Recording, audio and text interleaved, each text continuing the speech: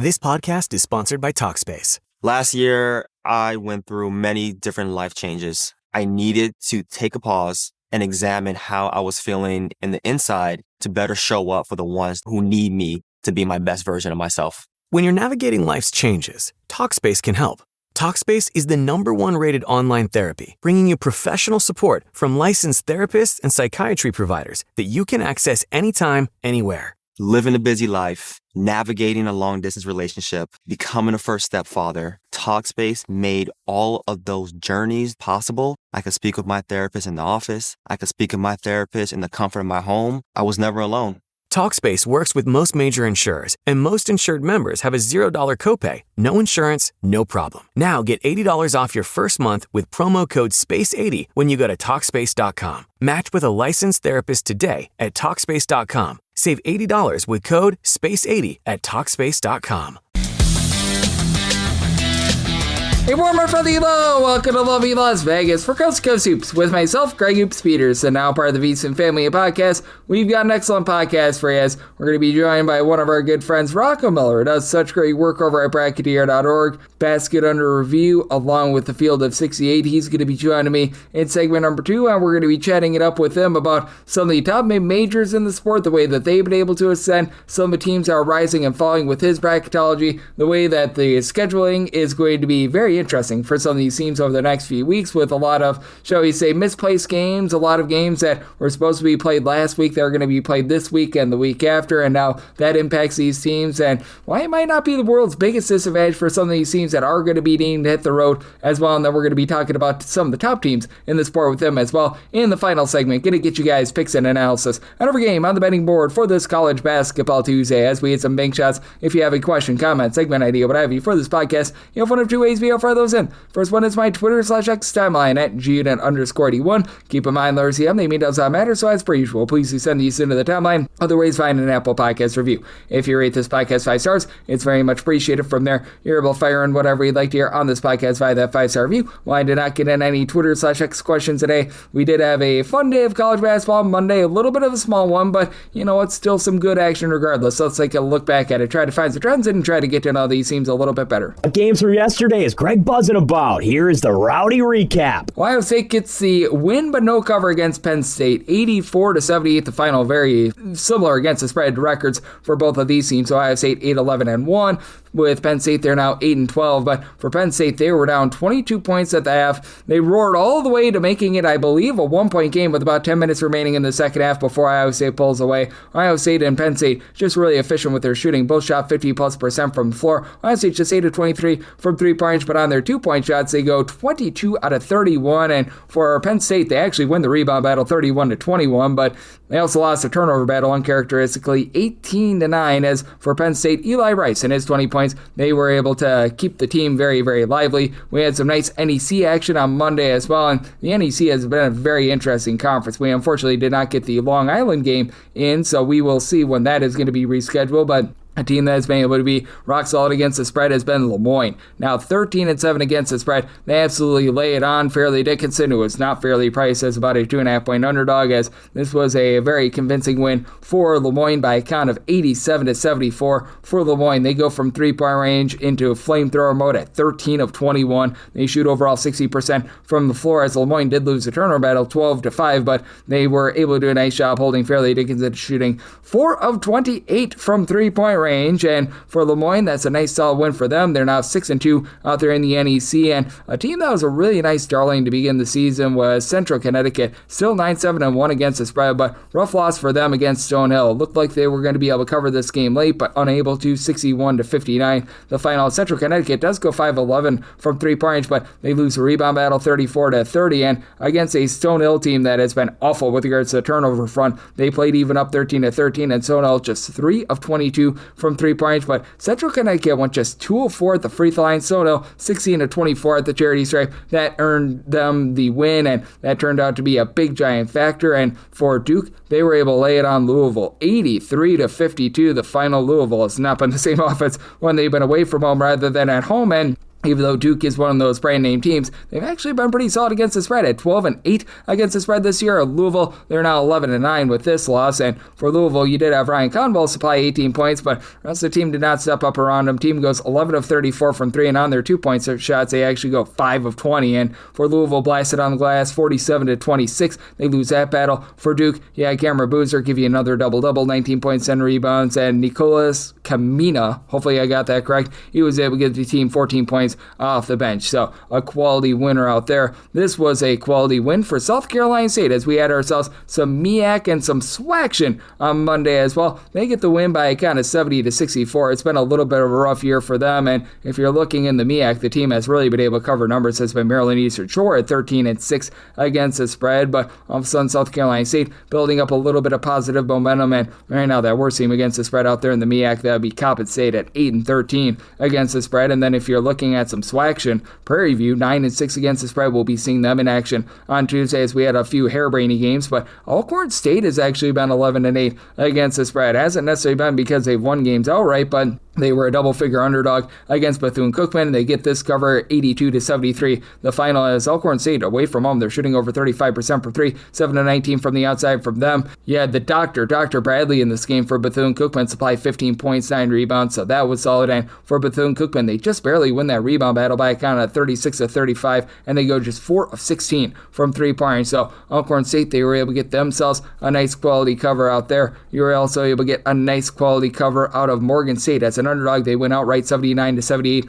over Norfolk State. A lot of places had this as a double-figure line, and Norfolk State just 4 of 21 from 3-point in this game. Meanwhile, Morgan State 9 of 24 from 3-point. So it does appear as though they're heating up a little bit for UT Rio Grande Valley. They go on the road as an underdog. They take it to Texas A&M Corpus Christi, 64-55 the final. Grand Valley has been really good with their 3-point shooting away from home, just 6 of 25 from 3 in this one, but they play even up on the turnover front for Corpus Christi, 26 out of 41 at the free throw line, 15 missed free throws. That explains why they lost, and they went 3 of 13 from 3, 13 out of 47 from the floor, so that was indeed very, very costly to them. Corpus Christi now 9-7 against the spread, so they've actually made you a little bit of money this far this season, but certainly not what you were looking for out there. And then Jackson State, they get an outright win as a bit of an underdog themselves, 66-65 against Florida A&M, as Florida A&M 9 of 17 at the free throw line. When you lose by 1 point, you look directly there, and Deshaun Ruffin and J.B. Mitchell, they supply Jackson State with 50 out of the team's 66 points. Ruffin 30 all by himself, 6 assists, did have 5 turnovers, but that was a nice clean win for Jackson State. And then in the nightcap, you did see Arizona be able to get the job done against BYU. Got a bit hairier than what Arizona expected as they were up at 1 point, 19 points in the second half, but 86-83 is the final. And if you took the points with BYU, you just barely didn't get there. If you took the closing number, there were some 3.5s out there if you took it overnight on Sunday. But for BYU, they just got going a little bit too little, a little bit too late. They do go 13 of 34 from 3-point range, but lose the rebound battle 39-37, and free throws were big. Arizona 26 out of 32 at the free throw line, just 12 of 19 for BYU. BYU actually does win the turnover battle as well, 13-12, but Arizona shoots over 50% from the floor. BYU just 40%, so very good win there for Arizona, and Arizona has been a rock-solid team against the spread all season long as well. And for that matter, BYU has been as well. With this win, Arizona now against the spread 12-7-1. BYU, they do slip to 9-10, but if you're taking a look at trend-wise, what we're getting right now in college basketball, it has been dog-a-palooza recently, as overall for the season, underdogs are hitting at a clip of about 51 or so percent, but over the last 7 days, we have seen the favorites be able to rebound just a little bit. 156 and 153 against the spread over the last 7 days for the dogs. The unders have just been coming through like wildfire over the last 7 days. 181 unders to 128 overs. That's a 58.6% hit rate to the under, and then overall for the season, underdogs 51.1% hit rates. 1,766, 1,689 against the spread for underdogs, and then the unders are at 50.6%, 1,748 unders, 1,708 overs, and a few pushes along the way. So that's what we're seeing in college basketball right now, and that's where we're all getting trend-wise. Coming next, how about if we do chat it up with our good friend Rocco Miller of Bracketeer.org right here on Coast with myself, Greg Eats Peterson, now a part of the VSiN Family Podcast. Side edge this college basketball season? Well, VSiN experts use CBB Analytics, the most comprehensive college basketball analytics platform in the world. See injury impact, on and off data, clutch time performance metrics, first versus second half splits, and so much more. Utilize the promo code of VSIN, that is VSIN, to get $30 off and find your betting edge over at cbbanalytics.com. That is cbbanalytics, all one word.com. For anyone that is new to VSIN, well, I wish you a friendly hello. This is an attention to anyone that is new to VSIN because you're able to get some free stuff with our daily newsletter. It's a great way to catch up on everything that's happening in the sports betting world. It's delivered straight to your inbox every single morning. VSIN's newsletter offers picks, data, strategies for the day's betting menu, and so much more. Sign up for free today over at VSIN.com/newsletter. That's VSIN.com/newsletter, and start receiving your free newsletter tomorrow morning. That is VSIN.com/newsletter. Stay ahead of the game and bet smarter with VSIN. And we're back here in lovely Las Vegas for Coast to Coast Hoops with myself, Greg H. Peterson, now part of the VSIN family podcast. Always great to be joined by this man as we've got Rocco Miller aboard. He does such great work over at Bracketeer.org. Taking a look at this great game that we all know and love of college basketball. He was my main guy this last week looking at all the scheduling updates because the entire country, it feels like, aside from us lucky ones out here on the West Coast, have been absolutely pelted by snow. But that said, for Rocco, he's done a great job of keeping everything straight. I know that Rocco is very hard at work taking a look at bracketology, taking a look at the top teams in every conference every week as well over at Basket Under Review. He does great work over at Bracketeer.org, Field of 68, and so much more. And you're able to follow him on the old Twitter/X at his first and last name, Rocco Miller, the number 8 altogether. And Rocco, always a pleasure, my friend. Thank you. My pleasure. My pleasure. It's been a very busy time, Mr. Peterson, because we've had all these different changes to the schedule on top of organic bracket forecast work just really getting off the ground here in the last week. We just wrapped up our first Field of 68 show on Monday, and we're off to the races. We have less than 7 weeks, Greg, till Selection Sunday. So whichever games did get canceled here recently or postponed, there's not a lot of time to make them up. So it's going to be a lot of extra basketball in those leagues in a short window. Yep, it certainly is going to be, and it's going to be very interesting to see what we get because, as we know, I just alluded to it, the entire country, it feels like, has been pelted by snow. Places like Texas, Tennessee, that typically aren't seeing a lot of powder, they got a whole lot of powder. And how does this affect these teams moving forward? And does it create a little bit more of a disadvantage for these road teams? Or do you think in a strange way it might provide a little bit of an advantage in a one-off spot when you don't have as many fans coming to these games? Yeah, I think it just depends on the maturity of your team. There are some cases where a lot of these teams are banged up right now with nicks and dings. So the extra days off probably help a lot with getting guys healthy. I think that's the most important thing. If those cases are there, it probably just depends on the team and the league. But that's one end of things. I think the end of things is after a while, you've gotten into a rhythm now where you're playing a couple games a week, usually on the same days of the week, unless you're in a Power 5 conference. Your body has adjusted to that. And so now I think there's just probably an anxiousness to just get back out there and play after sitting around for too long. So I think that's a thing. There'll be some excitement when they finally get back out there in the cases where they've been delayed or postponed, like even down as low in D1 as NC Central. I know they canceled their 2 home games last weekend. So that's a long break for a team like that. I think besides that, I don't know if there is much of a difference because as long as the personnel is the same, and the road team's the road team and the home team's the home team, it should be about the same. Now, maybe you don't have as much of a home court advantage with the lack of fans, but usually the home court advantage is created anyway by how far you had to travel and your travel circumstances versus the crowd noise. I wouldn't put a ton of weight on the game getting pushed back by a few days or even by a few weeks. I think that that's very well said by you and just really good insights in general, because I think that there's a lot of people that try to take a look at scheduling spots. They try to be able to take a look and see, all right, this team is going to be playing like a back-to-back, and we did see a team like Louisiana Monroe just absolutely have a rough time with it, to say the least, in their back-to-back spot, but I don't think that they were going to have the world's greatest time of it regardless. But that said, I do think that it is going to be really interesting to take a look at that dynamic moving forward, and that means a whole lot of basketball for a whole lot of teams these next few weeks, and we certainly do love that. And I know that you, Rocco, do love taking a look at all these teams in college basketball, and just how do you take a look at the hierarchy right now? Because I do think that, and we are doing this ahead of the Arizona versus BYU game, but I think win or lose, Arizona has sort of carved themselves out as that number one team. They backed it up all throughout. They've been able to overcome a lot of tough road tests. I think that they've been able to secure that, but I think what is interesting is the next tiers of teams, teams, I say Yes. S because you've got like Michigan, Purdue. They've been a little bit wobbly out there in the Big Ten, but we know what they're capable of along with the likes of Houston and Iowa State. But I just take a look at this year in college basketball, and I feel like after Arizona, there's probably,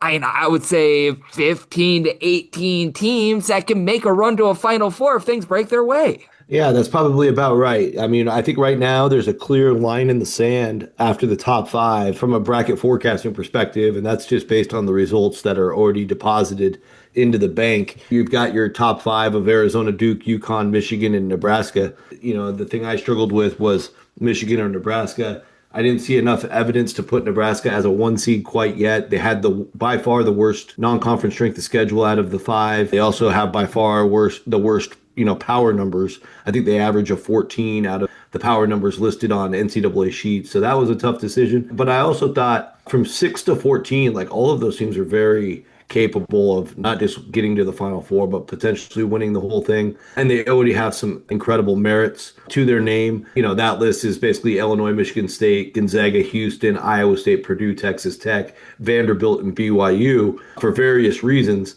Some of those programs already with amazing resume wins, like Illinois just winning at Purdue. Other teams like Michigan State and Vanderbilt, who don't really have the big wins yet, but they've performed at a dominant level in the majority of their games and have a limited amount of losses, keep them very much alive and interesting for the quest to as high up in the bracket as you can get.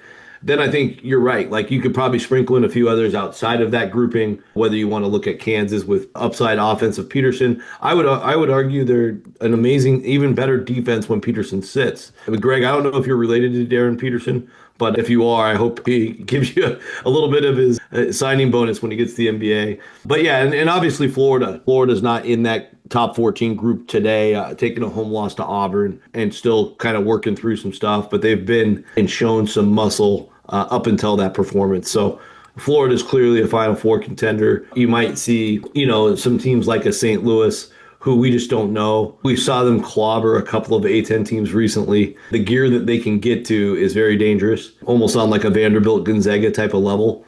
And we just don't know until we get to see them play a team like that. So, yeah, in terms of Final Four threats, those are the types of teams I'm looking for. Absolutely. And I do hope that Mr. Peterson is going to be giving me a very, very nice bonus. Hopefully I see him at the family reunion. I have not gotten my invitation in the mail. So, Mr. Peterson, if you're listening, we Petersons must stick together. So there's that. And then there's David Peterson of the New York Mets who needs to send me his as well. But he does follow me on Twitter /X. I'm like Darren. So we do have that going for us. Let's go. Let's get him on the show, Greg. Come on.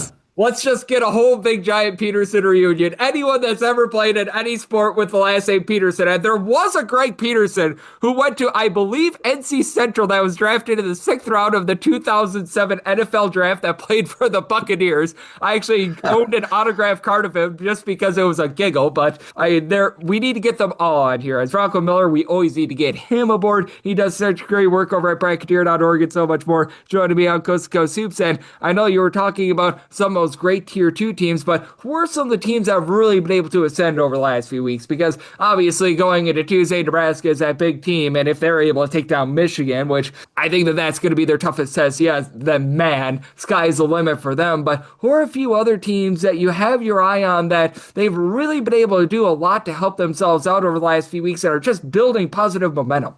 Well, I thought there was 4 clear ones from the weekend. I've already touched on Illinois winning at Purdue. No bigger win than that last week. Illinois, to me, is a clear projected 2 seed today. You can then go to Texas Tech. Wasn't a road win, but it was a really important win to be able to beat Houston in Lubbock, split the season series. They already have a win over Duke. They're clearly trying to still figure out some pieces. The big guy, Luke Mgoye, he's been in and out of the lineup, but they've been awesome with the pieces that they do have available. A big week for Texas Tech. Obviously, Tennessee, all the headlines leading into the Tennessee-Alabama game were about Bediako for good reason. A lot of people forgot that Tennessee was part of the game, and Tennessee went in there, and they didn't steal the headlines because Bediako is always going to be the headline until this gets figured out. But they got a really important win on the road. The Vols have been a little inconsistent, so I don't know if they fit your question very well, but they did make a big move in terms of their resume.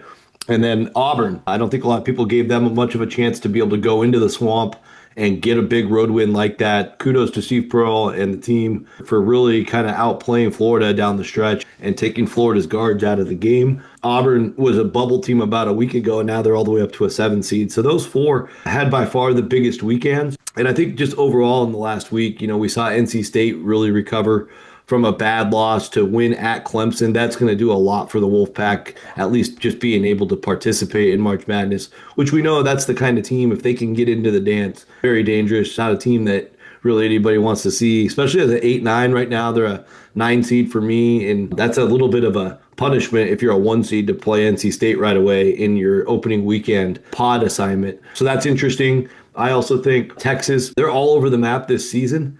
But the way that they just pounded Georgia, and it came on the heels of Sean Miller's epic rant at Kentucky when he said his team has a virus of fouling. Obviously, they played a much cleaner game against Georgia. All that motivational tactic stuff worked, much like it did for UCLA when UCLA beat Purdue last week. So those are some of the big ones that I thought went down, and teams trending in the right direction.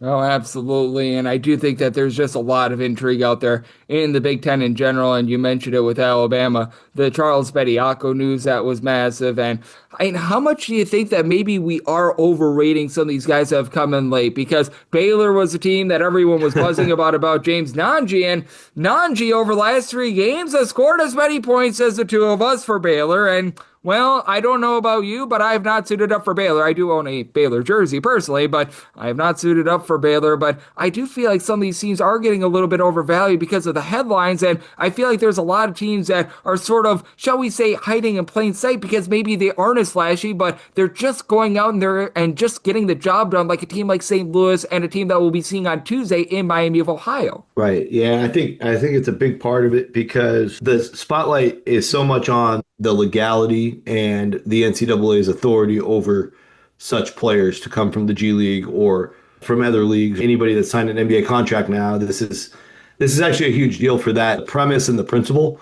But outside of that, the reason they're going to these lengths, whether it's Baylor, Santa Clara, Arkansas, Louisville, Alabama, you name it, right? I think the reason they're going to these lengths is because they haven't been able to solve a problem within their own roster. I think that's getting lost in the headlines a lot. I think in almost all of those examples, especially Baylor, they weren't able to solve their own problem, which is the whole probably made it worse, honestly. Exactly. Baylor's been terrible. They're nowhere near the tournament now after losing at home handily to TCU. In fact, they got swept by TCU. That series is already done. So that, to me, I think as an analyst is the more important part, is that there is an actual problem that the coaching staff is seeing for them to want to go out of their way to bring a player in to help solve it. But now you're introducing potentially more problems on top of the original problem, whether it's chemistry issues, whether it's just understanding the base defense, the base offense, everything far, wide, and in between. That takes time to actually gel. For all we know, maybe Bediako stays long term, and maybe by like mid-February it all starts clicking, but they might take like 3 or 4 losses just with that big difference in their lineup. He's such a central part as a rebounder, a rim protector, a guy that gets fouled often. All those things play into winning and losing. Yep, they certainly do. And man, sometimes when you wreck the chemistry, that's just everything for a team. So we'll see what happens with them, Alabama, and so many more moving forward. And I'm right there with you. The principal, not great to say the least. The results on the court have not been great either. So I guess it's sort of poetic justice, for lack of a better term. And Rocco, I know you do a great job looking at some of the smaller teams as well. Are there a few mid-majors that you're catching your eye that might have a big week or two coming up for them? I think the biggest story that nobody's talking about is the Illinois Chicago Flames, and I can't understand why they're not getting more love, but they just went to Bradley and won by 15 for their 6th straight win. During the streak, they beat Illinois State, they beat Northern Iowa, they beat Drake and SIU. They're playing unbelievable defense. They actually just have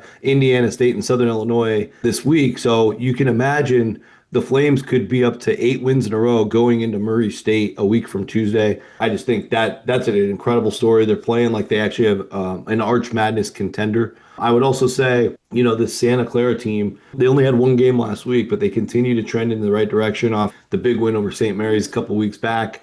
right there in the mix for a tournament bid, performing like a top 25 team across like a lot of the recent, like in the last 5 weeks of Torvik data. Another team just kind of out of nowhere. Not out of nowhere for me because I've been studying Zach Spiker for a long time at Drexel. He's just a defensive wizard. And right now in this last month, Drexel has played as a top 5 defense nationally. They've gone 4-1 in their last 5 games.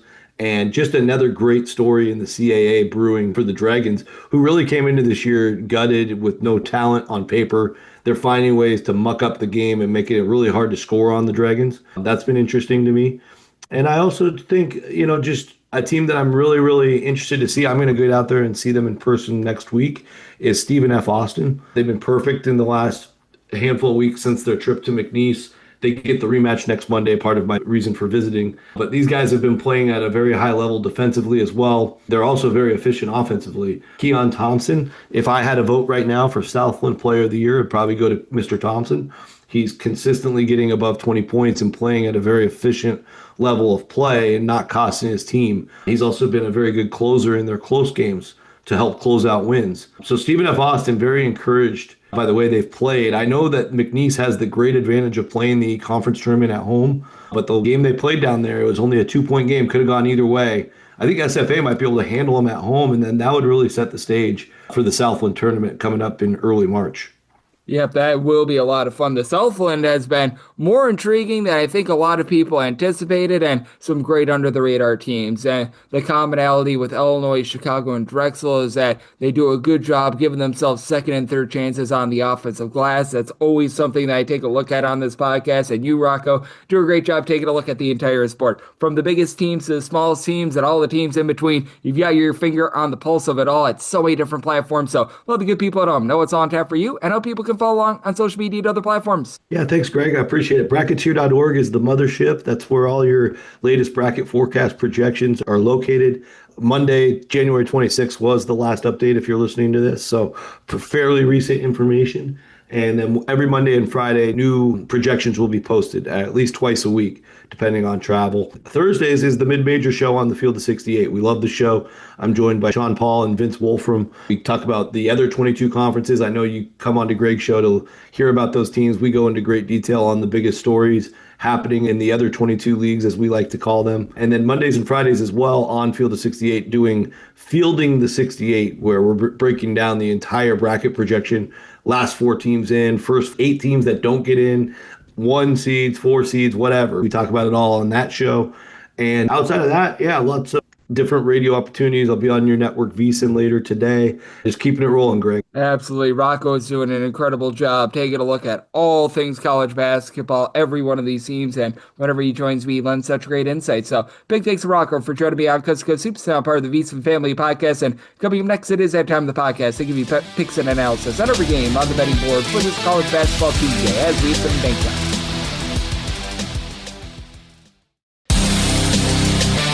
And we're back here in lovely Las Vegas for Coast to Coast Hoops with myself, Greg Hoops Peterson, now part of the VSiN Family Podcast. It is always a pleasure to be joined by Rocco Miller, who does such great work over at Bracketeer.org, looking at this great game that we all know and love of college basketball. Every single time he joins me, he lends such great insights, and he did so once again today. So a big thanks to Rocco for joining me in the last segment. Now it is that time of the podcast. I give you picks and analysis on every game on the betting board for this college basketball Tuesday as we hit some bank shots. Most financial establishments close at a certain time, but not here. It is time for a side and total on every game on today's betting board bank shots. Do note that as per usual, any changes that are made to these plays will be listed up on my Twitter/X feed at gunit_81, and we are going to be going in Las Vegas rotation order. This is the games that were originally scheduled to be played on Tuesday being up top, and then everything that was postponed, the games out there in the SWAC, MEAC, along with the Southland, those are going to be the games that are going to be at the bottom. So actually keeps things relatively clean and easy. Let's get things started with 601-602. Wake Forest is on the road against Pittsburgh. Pittsburgh is a 1.5 to 2.5 point favorite. 148.5 is the total. And for Wake Forest, I did set them as a 2.5 point favorite. I'm going to be willing to take a shot on them on the money line. The forte of this Wake Forest team has been doing a great job defensively in terms of their perimeter defense. This is one of the best teams in the country in terms of generating turnovers.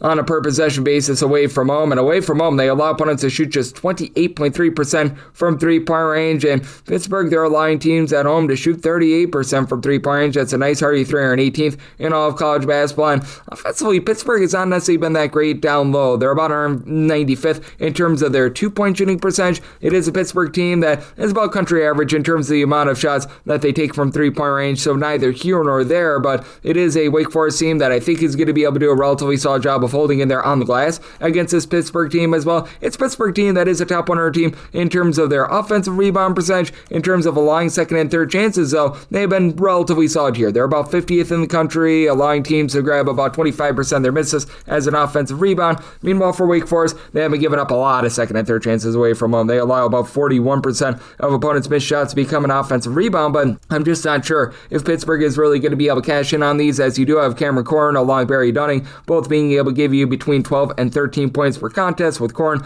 top rebounder, he's able to supply about 8 rebounds per contest, and Cummings was dealing with a little bit of an injury. He's back. He's been able to give the team 9+ points in each of the last 5 games, and then DeMarco Minor, 9.5 points per contest. He's been solid there, but that said, it is a Pittsburgh team that they themselves are just not executing down low, and with this Pittsburgh team, additionally, they're not a team that's really going to put you under too much duress. They're outside the top 250 in terms of turnovers generated on a per possession basis, and they are looking to play super duper slow. In terms of total possessions per game, Pittsburgh 335th in all of college basketball. Meanwhile, it's a Wake Forest team that is clocking in more in the neighborhood about 54th, and for Wake Forest, you've got Drew Harris, who I think is going to be the best scorer in this game, 20.5 points, 6 boards, shoots 37% from 3. Miles Colvin is shooting 37% from 3, and then Nate Calmezzi, 5 assists, 10.5 points. So these guys have all been able to do a great job there. For Wake Forest, recognize that they're giving up the second and third chances, recognize that they've been weak down low outside the top 300 in terms of opponents' two-point shooting percentage, but Pittsburgh not executing the world's greatest down low. That's a little bit of an issue, and I do think that Wake Forest, with their perimeter defense being as strong as it is, gets the job done here. So set my line at 2.5. I'm going to be willing to take Wake Forest here on the money line, and I'm in on the under. I did set my total at a 146.5 with the low amount of possessions in Pittsburgh game, 603, 604 on the card. It's Michigan State. They're on the road against Rutgers, and Rutgers finds themselves as a very sizable home underdog here of 14.5 points. So this game, 135.5 to 136.5, and this is grody. I set Michigan State as a 17.5 point favorite. I'm going to be willing to lay it. I just can't buy in on this Rutgers team.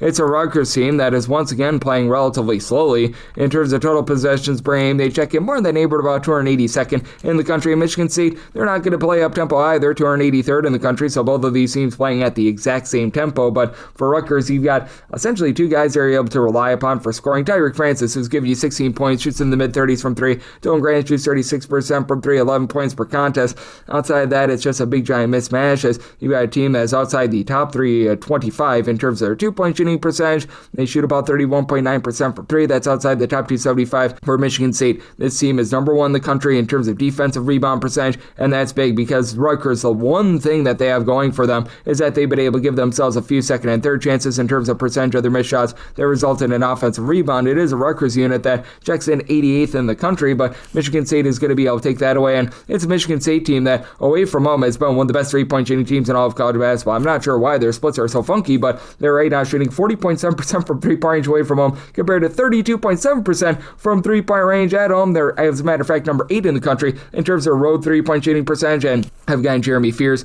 that does a really good job of having no fears, as he gives out darn near 9 assists per contest. He turns the ball over less than 2.5 times per game, so he's done a great job leading the way. And then Jackson Kaler, 13 points, 9.5 boards. He's shooting 46% from 3. Kurt Tang has stepped up, shooting 37% from three-point range. It's a Michigan State team that has been really limiting things both on the inside and the outside, being in the top 45 in terms of opponents' two-point and three-point shooting percentage. Not a team that's going to put you under duress and generate a lot of turnovers, but they're going to be able to own things down low. They do a great job with their rebounding, and in a low possession game, I think that Michigan State just flat out dominates this one. I did set my line at 17. I'm going to be willing to lay the number, and I just don't know if Rutgers does their part with this total. Semi-total 135, so almost win on the under. 6-5, 6-6 on the card. It's Nebraska on the road against Michigan. Michigan is a 9.5 to a 10.5 point favorite. Total on this game 153.5 to 154.5. I said Nebraska is an 8.5-point underdog. I'm willing to take the 9.5 plus here with Nebraska. Certainly, I do think that Michigan is going to hand them their first loss of the season, and this should be a game that's going to be played up-tempo. Michigan, 15th in the country in terms of total possessions per game. Nebraska would like to slow this game down a little bit more. They're about 248th in the country in terms of total possessions per game, but this is a Nebraska team that just dares you to shoot three-pointers, 6th in the country in terms of shots taken in a road/inch-score venue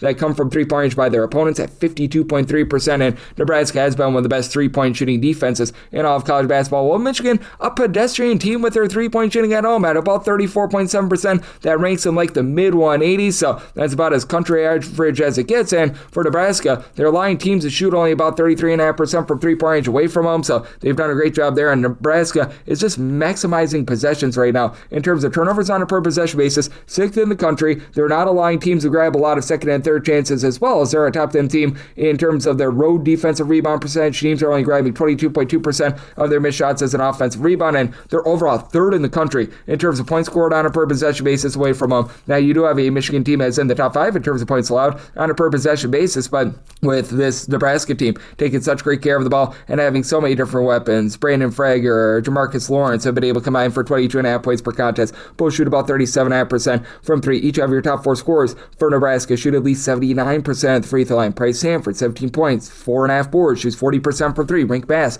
great versatility, 14.5 points, 6 boards, 3 assists. I think that they hold in there for Michigan. This is certainly a team that's going to do a great job down low, and I do think that they're going to ultimately win the rebound battle when you have Morris Johnson give you 13.5 points, 7 boards, the Axel Lundeborg, 3 assists, a steal and a half, a block and a half, 14.5 points, 7 boards, and then you throw in there Ade Maris, 2.5 blocks, 7 rebounds per game. That's very rock solid, but they're going to be pushed a little bit more to the outside. Michigan has been a team that's turned the ball over a little bit this year. They're about country average in terms of turnovers on a per possession basis. They do a nice job in terms of locking things down inside, top 5 team in terms of opponents' 2-point shooting percentage and with their own 2-point shooting percentage, but I think Nebraska does enough to hold in there. I do think that's going to be a higher scoring game. I think that Michigan is going to be able to feed 3, so set it to 158.5. I like the over, but at 9+, I'm taking those points with Nebraska. 607, 608 is Virginia on the road against Notre Dame, and Notre Dame finds themselves as a 9.5-point home underdog. Total on this game, it is 140.5, and I said Virginia is just a 6-point favorite. I'm going to be willing to take the points. Now for Notre Dame, without Marcus Burton, their top scorer, it has been a bit more wobbly with them. This is a Notre Dame team that has been turning the ball over a little bit more as well. They're outside the top 175 in terms of turnovers on a per possession basis, but Jalen Harrelson has done a nice job leading the way with about 14.5 points.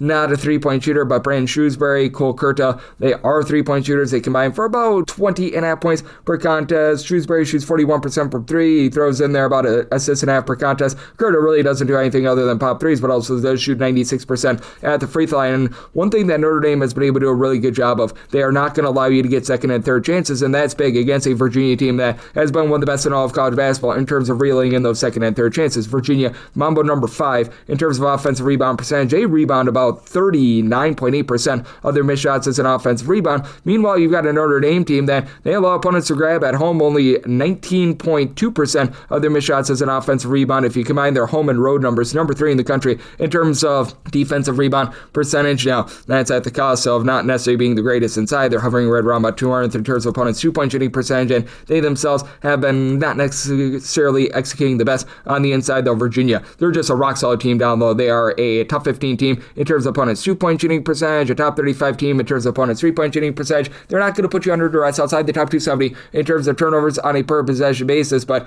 that said, you've got a bunch of guys that are just able to do a nice job down low. You've got a pair of guys in Joan Grunlow, Ogana Onyesu, that combine for 4.8 blocks per contest. These two guys have been able to give you about 15 points per game, so not necessarily the greatest offensive players, but Theodorus Ritter, about 16.5 points, 6.5 boards. He's been able to shoot about 40% from three-point range, and then you've got Chance Mallory, who's been shooting about 35.5% from 10 points per contest. Malik Thomas has been one of your better outside shooters at about 36% from the outside, and Jakari White was shooting 48% from 3, went down with injury, but now has been returning on a very limited basis here in the last few games. I do think that in the end, Virginia should be able to get it done on the road, but I think that Notre Dame is going to be able to hold up, and I do think that this is going to be a lower possession game with Virginia 233rd in the country in terms of total possessions per game. You got a Notre Dame team that right now 301st. So I made my line 6. I'm going to be willing to take the points with Notre Dame, and you're at a 140.5. I'm in on the underside. My total at a 140. 609, 610. Tennessee and Georgia is postponed. So we go 611, 612. Syracuse is on the road against NC State. NC State is a 10.5 to an 11.5 point favorite.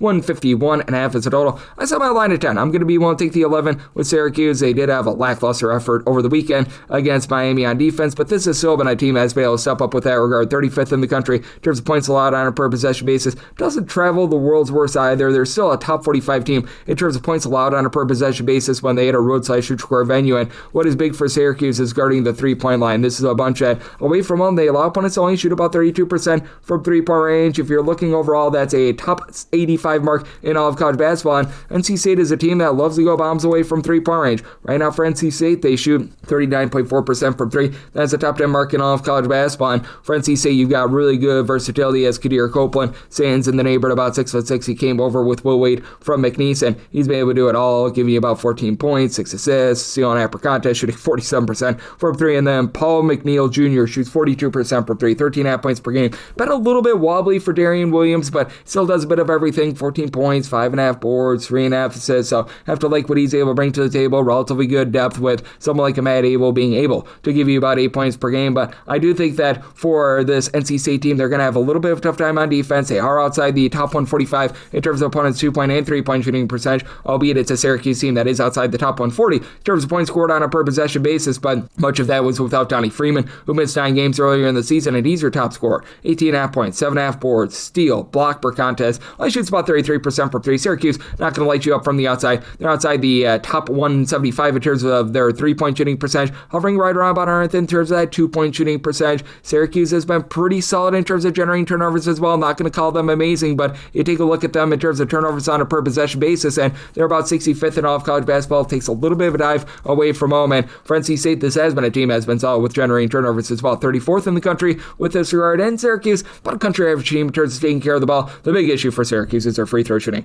63.7%, that is a bottom 5 mark in all of college basketball, but you've got Nate Kings along with Nathan George and J.J. Starlin. I'll give you between 10 and 11.2 points per contest in the backcourt, and for George, he throws in there 5.5 assists, steal and a half per contest. William Kyle is able to give you about 2.5 blocks per contest as well. So this is a circumstance where I do think that Syracuse has just enough to hold in there, and I do think that with this not necessarily being a super duper up-tempo game, you've got NC State 124th in terms of total possessions per game, Syracuse 177th, that it just remains under. Semi-total 150, so like the under and anything above 10 with Syracuse. 6-13, 6-14, Arizona State on the road against Central Florida. Central Florida is an 8.5 point favorite. Total on this game 164.5, and made my total exactly 164, so I'm in on the under. Now, Arizona has some of the funkiest home and road splits that you're going to find with regards to their 3-point shooting. As for Arizona State, overall, they're 147th with their 3-point shooting percentage at 34.5%, 30.4% at home, 38.5% in a road/neutral venue. Meanwhile, Central Florida, they're 20th in the country with their 3-point shooting, much more consistent, 38.2% at home, 38.5% away from home. But what is going to be the undoing for Arizona State is the way that Central Florida gives themselves second and third chances. They are 30th in the country in terms of percentage of their missed shots that result in an offensive rebound, rebounding about 35.3% of their misses as an offensive rebound, and this has been an Arizona State team that has really not been doing a great job on the glass, as right now for Arizona State, they have overall a negative rebounding percentage. If you look at just their defensive rebound percentage, they allow opponents in a road or neutral court venue to rebound 33.7% of their misses as an offensive rebound. You do have Masamba Diop for this Arizona State team. He's really been your top guy down low. He's been able to give this team in the neighborhood about a block and a half per contest. He throws in there 14 points per contest, 6 rebounds, and then Santiago Triad also gives you about 5.5 rebounds per game. These are the lone two guys on the roster that give you over 3.6 rebounds per game. Lova Moodum does 17 points, 6.5 assists, and he's shooting 36.5% from 3-point. And it's very strange with Arizona State because they're actually a top 40 team in terms of points scored on a per possession basis when they're away from home. At home, they're outside the top 180, so we'll see if that irons out a little bit more. And for Central Florida, they just overall are 45th in the country in terms of points per possession, and for Central Florida, they've got one of the more, shall we say, efficient point guards in all of college basketball. Themis Folks, he's been incredible, being able to give out over 7 assists, 14 points. He does turn the ball over a little bit at 3 turnovers per contest, but also shoots 46% from 3. Riley Kugel has been able to shoot 41.5% from the outside. It is a Central Florida team that'll give it up a little bit from 3. Teams are shooting 33.3% against them. That's right around about country average. It's a team that is neither here nor there in both turnovers generated on a per possession basis and turnovers forced, but with the way that they control the boards, and then you got nice ancillary scores like Jordan Burks, Jermichael Stillwell that both give you 12.4 points per contest. Stillwell throws in there a steal, 8 boards, shoots in the mid-30s from 3 with some size. I do think that the Central Florida team going to be able to find a way to get the job done. I think that Arizona State starts to see the, shall we say, scoring differential between home and road iron out a little bit, though it should be an up-tempo game. Central Florida is about 78th in the country in terms of total possessions brain. Arizona State, they're one of the faster teams in the country at 64, semi-total 164. So 164.5 is my buy point on the under, and I'm a little late here with Central Florida, 615, 616. Rhode Island is on the road against Dayton. Dayton finds themselves as a good-sized favorite here of 7.5 to 8.5 points. 135.5 to 136.5 is the total, and I made Dayton the 8.5 point favorite, so I'm going to be willing to lay the number. This is a Dayton squad that has been really good in terms of generating turnovers. In terms of turnovers forced on a per possession basis, they are third in all of college basketball, generating a turnover on 23.7% of their possessions at home, and Rhode Island has been great as well. Rhode Island, in terms of turnovers forced on a per possession basis, is 16th in all of college basketball. The problem is Rhode Island is far worse at being able to take care of the ball than Dayton. For Rhode Island right now, in terms of turnovers on a per possession basis, 300th in all of college basketball, and Dayton has had some offensive deficiencies themselves, but they're more around about 125th, and Dayton is weak in one area. They're outside the top 225 in terms of opponents' three-point shooting percentage. Meanwhile, you've got a Rhode Island team that is just 322nd with their three-point shooting percentage, which actually goes up to about 33.1% away from them. They're in the top 175 away from them, but overall it has been a relatively weak three-point shooting team, even with having a pair of guys at Tyler Cochran, Jonah Hinton at hard with a combined about 27 points per contest. Hinton shoots 33% from 3. Cochran throws in their 3 steals per contest, and he's been able to do a little bit of everything with 5 boards per contest. And then Keon Idejere has been able to throw in their 5.5 rebounds per game as well. It is a Rhode Island team that has been a little bit hit or miss on the glass. Same with the Dayton team, especially with dealing with the injury to Emil Letang.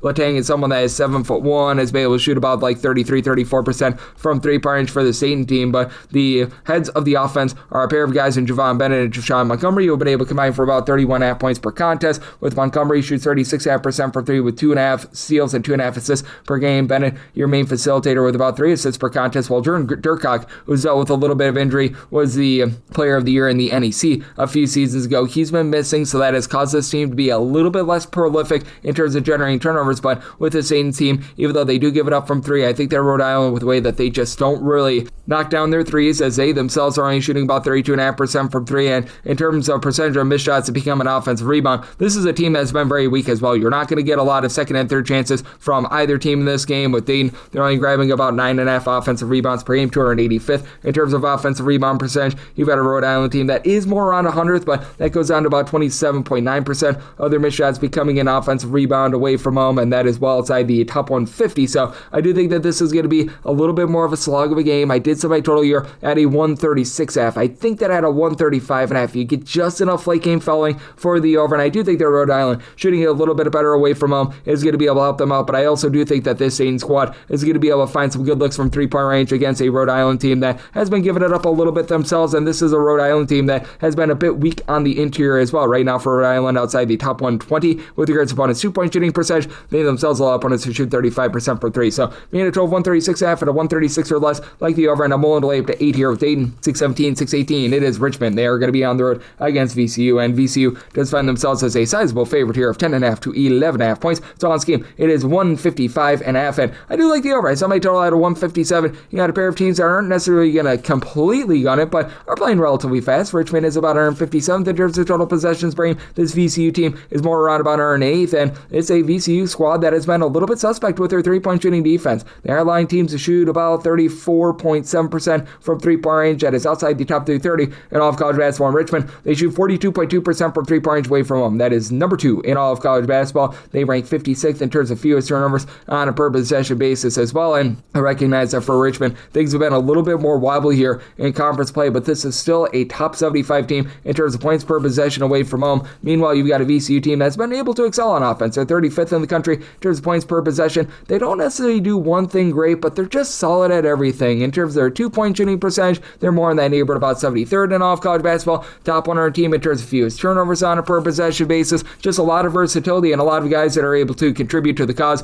Right now, their top scorer has been Terrence Hill, who's been able to give you about 14.5 points per contest, shoots 40% from 3, and so does Lazar Djokovic. Djokovic stands right around about 6'10", 40% 3-point shooter, 13.5 points, 5.5 rebounds per game, and then Barry Evans, he gives you like 8 points, 5 boards, pair of steals per contest. So you've got got a lot of guys are excelling there, and Richmond is much the same way. Richmond doesn't necessarily have a guy that's going to give you 14 plus points per contest. Their top scorer is A.J. Lopez. He's been able to shoot 40% from three-point range. He's supplying the team with about 12.5 points per contest, but Jaden Daughtry, he's shot 48.5% from three-point range. He gives you about 10 points per contest, and then it's just really good rebounding by committee. It's a team that ranks about 120th or so with regards to defensive rebound percentage, so they are going to give up a few second and third chances, but they've not necessarily been bad there. Jonathan Beagle is able to give you about 7 points, 5 rebounds per game. Aiden Albright has been able to give you double figures as well, so you've got a lot of guys that are contributing to the cause. It's a Richmond team that's been right around about country average in terms of turnovers generated on a per possession basis as well. VCU, they generate a few turnovers, but with the way that Richmond takes care of the ball, the way that they shoot it so well from three-point range, and this being an intra-city rivalry, I do think that Richmond is going to be able to hold in there, and I do think that you get some good offensive execution. So maybe my total 157. I like the over, and I'm going to be willing to take the points with Richmond. Made them a 7-point dog. 619, 620. It's Arkansas on the road against Oklahoma.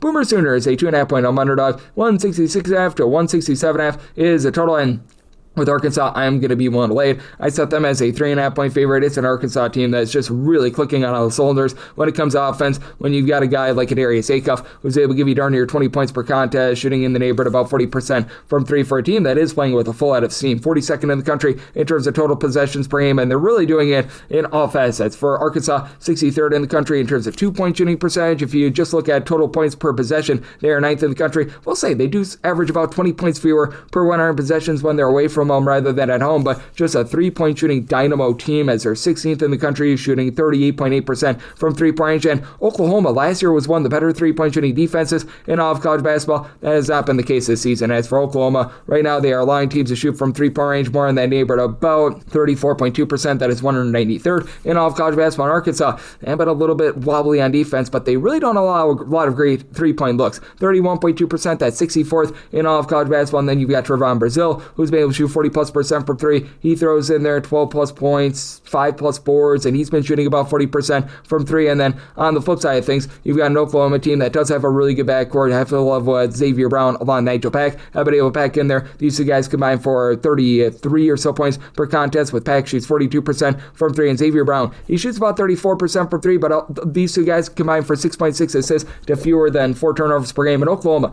one of the best teams in terms of taking care of the ball. Really, both of these teams in the top 45 in terms of fewest turnovers on a per possession basis, and it is an Oklahoma unit that has been much more efficient when they've been at home rather than away from home. If you look at this Oklahoma team in terms of points scored on a per possession basis, they overall this season are checking in 34th in all of college basketball, but they average 20 points more per 100 possessions at home rather than away from home. Top 20 team when you're just looking at their home games. You've got Muhammad Wahyu, who gives you some second and third chances as well. 6.5 points, 6.5 boards per contest. Day Davis throws in there about 6.5 rebounds per game. I think that it's going to be a relatively close nip and tuck spot, but even though Arkansas can be at a little bit on the inside in terms of opponents' 2-point shooting percentage, they are well outside the top 230 in all of college basketball. I do think that Arkansas efficient enough to be able to get it done. They shoot 74.5% the free throw line in a pressure spot, so I did set them as a 3.5-point favorite. I'm going to be willing to lay up to 3 with Arkansas. Made my total 167.5, so at a 166.5, I'm also in on the over. 621, 622, it's Buffalo. They're going to be on the road against Bowling Green, and Bowling Green, a favorite of 7.5 points. So on this game, you're finding it at a 149.5, and I did set my total here at a 153.5, so I'm going to be in on the over. You do have a Bowling Green team that's a more mid-tempo team in terms of total possessions per game. This team is checking in 100th, and Buffalo is a team that's really looking to slow it down. 256th in the country in terms of total possessions per game. Now, they played a double overtime game that warped their numbers. If you look at them in terms of possessions per 40 minutes, they're probably closer about 280th, 290th in all of college basketball, but this is a Buffalo team that has just been razor efficient in terms of their offense. You take a look at them in terms of points scored on a per possession basis, they are 60th in all of college basketball, and it actually travels very well. In games played away from home, this team is in the top 25 in terms of points per possession, and they've been a really good 3-point shooting offense and defense. For Buffalo, when they do hit the road, they've been not allowing a lot of good looks from 3-point range, as teams are shooting only 30% from 3 against them. That's a top 30 mark in all of college basketball. Meanwhile, it is a Bowling Green team that has been very good in terms of both generating turnovers and not allowing second and third chances. And they themselves, 100th in the country in terms of their own 3-point shooting percentage, so they've done a rock solid job there. But for Bowling Green, in terms of their defensive rebound percentage, 77th, 27th in the country. Teams are only grabbing about 26% of their misses as an offensive rebound, but main forte of this team has been those turnovers that they've been able to generate. Now, it is a Buffalo team that's been a top 100 team in terms of taking care of the ball, and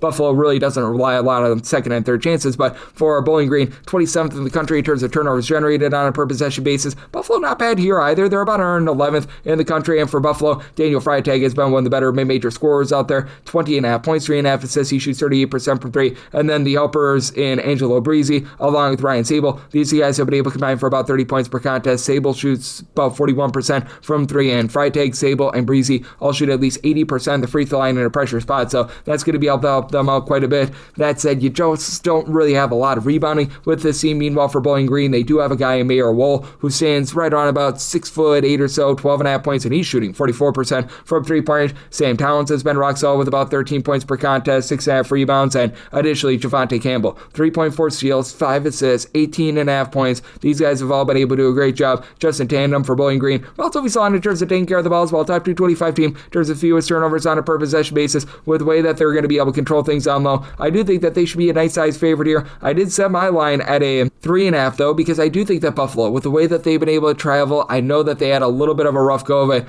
in their game after that loss against Miami of Ohio, but that said, I think that they're going to do a solid job of holding in there with the way that they've performed on the road, so we'll take the points with Buffalo. And I'm in on the over, so my total at 153.5.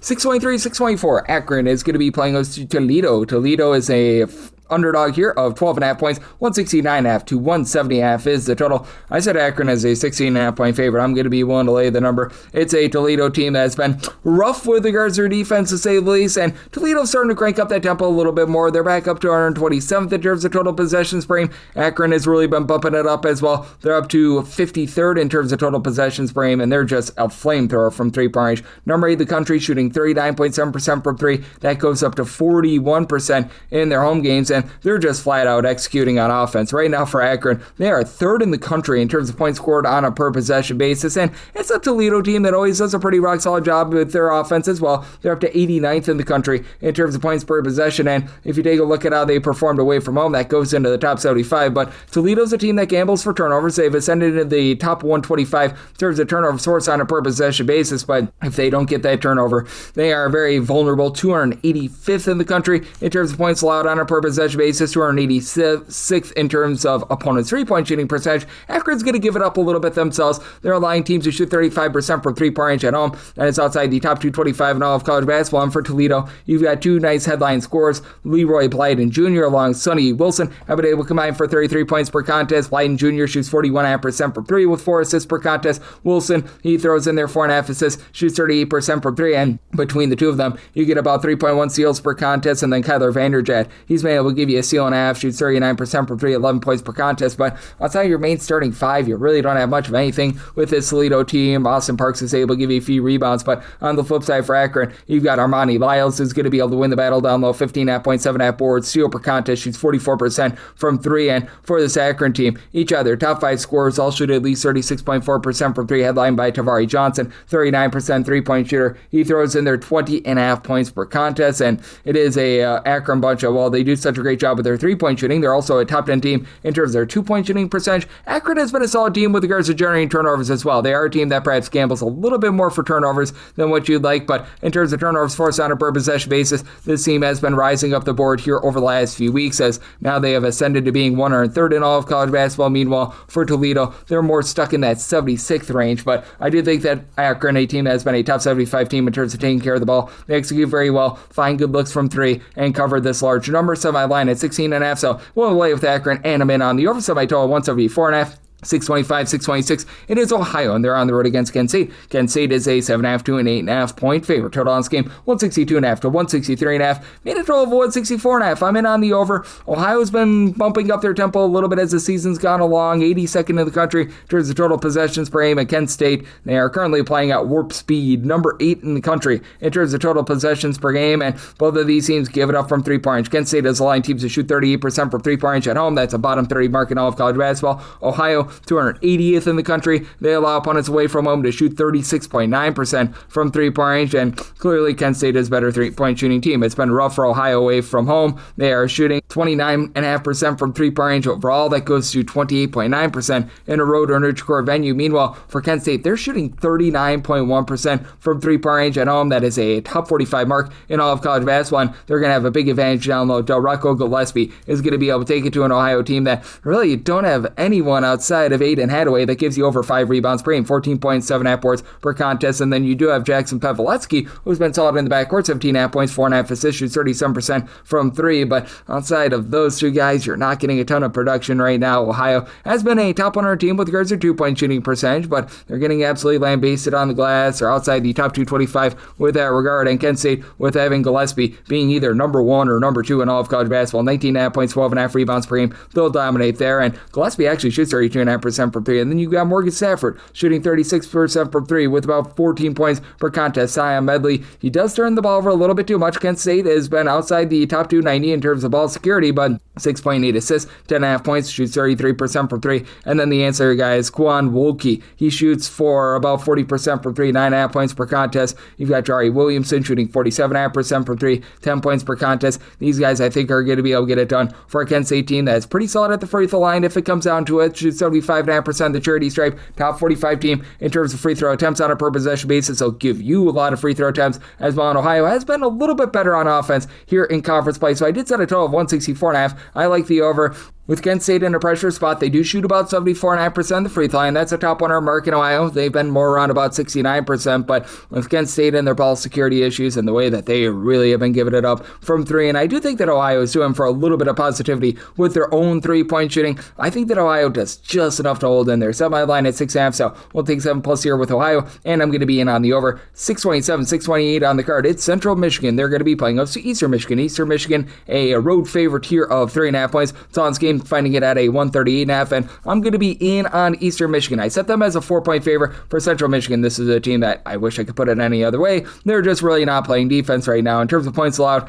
on a per possession basis, they do find themselves outside the top 285 in all of college basketball, and it's an Eastern Michigan team that has been 137th in the country in terms of points allowed per possession themselves, though they do give up 17 points more per 100 possessions away from home rather than at home. Doesn't quite compare to Central Michigan's 347th, though, and Central Michigan, they are 299th in the country in terms of opponents' three-point shooting percentage. Eastern Michigan, they've been able to travel relatively well with regards to their road three-point shooting percentage. They're shooting about 34.5% from three-point range away from home. That is in the top 125 in all of college basketball. And with the Central Michigan team, it's just a big, giant issue what they've been able to do in terms of their ball security. This is a team that has not been able to make the most out of their possessions, 268th in the country in terms of turnovers generated on a per possession basis on defense and on offense. They're outside the top 275 in terms of their own ball security. And Eastern Michigan, they've been a country average team in terms of generating turnovers. It's an Eastern Michigan team that's without one of their three main scorers in Carlos Hart. He was implicated in the whole gambling thing that we saw a few weeks ago. That's an issue. So you have Mohamed Habab and Edison Patterson really leading the way. They combine for about 27.5 points per contest. Habab has been able to throw in there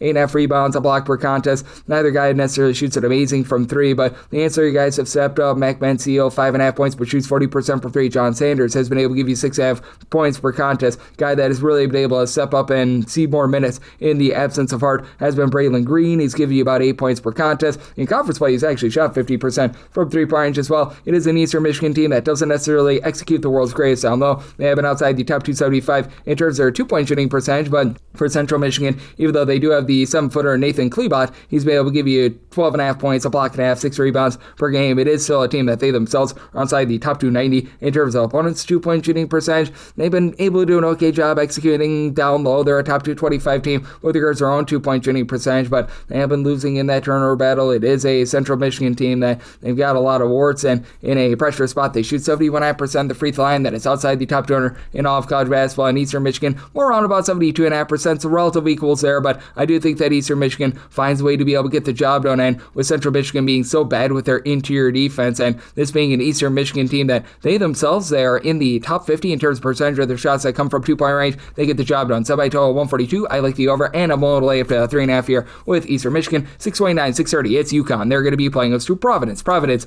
is a massive underdog of 16 to 16.5 points. 155.5 to 156.5 is the total. And with Providence, I made them an 18.5 point underdog. I'm going to be willing to lay the number. It's Providence team that's just absolutely going to get number 4 in the country in terms of total possessions per game. UConn is pretty much the exact opposite. 255th in the country in terms of total possessions per game. UConn isn't even shot at amazing from 3-point range at home, only shooting about 32.8% from the outside. Meanwhile, it's a Providence team that, while they shoot 38.5% from 3-point range at home, that goes down to about 31.7% in a road/neutral venue. The one thing that Providence has been able to do a relatively okay job of on defense has been their interior defense. They are a top 100 team in terms of opponents' 2-point shooting percentage, but boy, oh boy, these guys are giving it up from the outside. They've been outside the top 275 in terms of opponents' 3-point shooting percentage, and to the credit of Providence, they have been 54th in the country in terms of points scored on a per possession basis. UConn is more around about 66th, but this UConn defense just way better in terms of pretty much everything. As UConn, they're going to be able to take away the ability of Providence to be able to get good looks from 3-point range, as right now for UConn, in terms of opponents' 3-point shooting percentage, they check in number 7 in all of college basketball, and you've just got so much versatility up and down the boulevard for this Connecticut team, as they've had Alex Caravan with them for a long time as part of those 2 title teams. He's been giving the team 13.5 points, 5.5 boards from 3-point range. Right now, he's shooting over 40.5%. You additionally have solo ball along Terrace Reed, combining for about 28.5 points per contest. Reed, your main low post presence with 8 boards, pair of assists, steal, and 2 blocks per contest. And Ball, he's more of a just outside shooter that's only shooting 29% from 3. Last year shot 40% from 3. That should be going northward. And then Silas Emery, 10 points, 6 assists per contest. He's been rock solid there. And on the Providence side of things, they do a nice job in terms of taking care of the ball. This is a team that has been in the top 150 in terms of fewest turnovers on a per possession basis, but they're not going to put you under any duress whatsoever. They are outside the top 3 in terms of turnovers generated on a per possession basis, and you do have 2 nice guards, Jalen Sellers, Jason Edwards, that combine for over 33 points per contest. Between the two of them, shoot 37.5% from 3-point range, and Jameer Jones has come on strong, shooting 52% from 3, 12.5 points per contest. And then Oswin is able to give you 8 boards, 2.5 blocks per contest. Can't pronounce the name, but for as quickly as this team plays, right now Oswin is the lone guy that gives you over 5 rebounds per game. And I do think that this UConn team is just going to get whatever they want on the inside and bludgeon this Providence team with regards to the outside shooting. So I did semi line at 18.5. I'm going to be willing to lay the number here with UConn, and semi total 154.5. So you're at the 155.5 plus. I'm in on the under 631, 632. It's George Washington, our nation's first president, on the road against St. Louis. St. Louis is a favorite here of 10.5 to 11 points. 166.5 to 167.5 is the total. And for George Washington, I did set them here as an underdog of 10 points. So I'm going to take 10.5 plus. George Washington is 15th in the country in terms of points scored on a per possession basis away from home. St. Louis overall 5th in the country in terms of points per possession. So both of these teams have been very good with their offensive efficiency, and a pair of teams are looking to play a little bit of tempo here with the St. Louis team. They're about 47th in the country in terms of total possessions per game. George Washington a little bit slower. They're more around about 104th, and for George Washington, they've been able to have a lot down low with Rafael Castro giving you 16 points, 8.5 rebounds per game. It is a unit that does rank in the top 55 in terms of their 2-point shooting percentage, and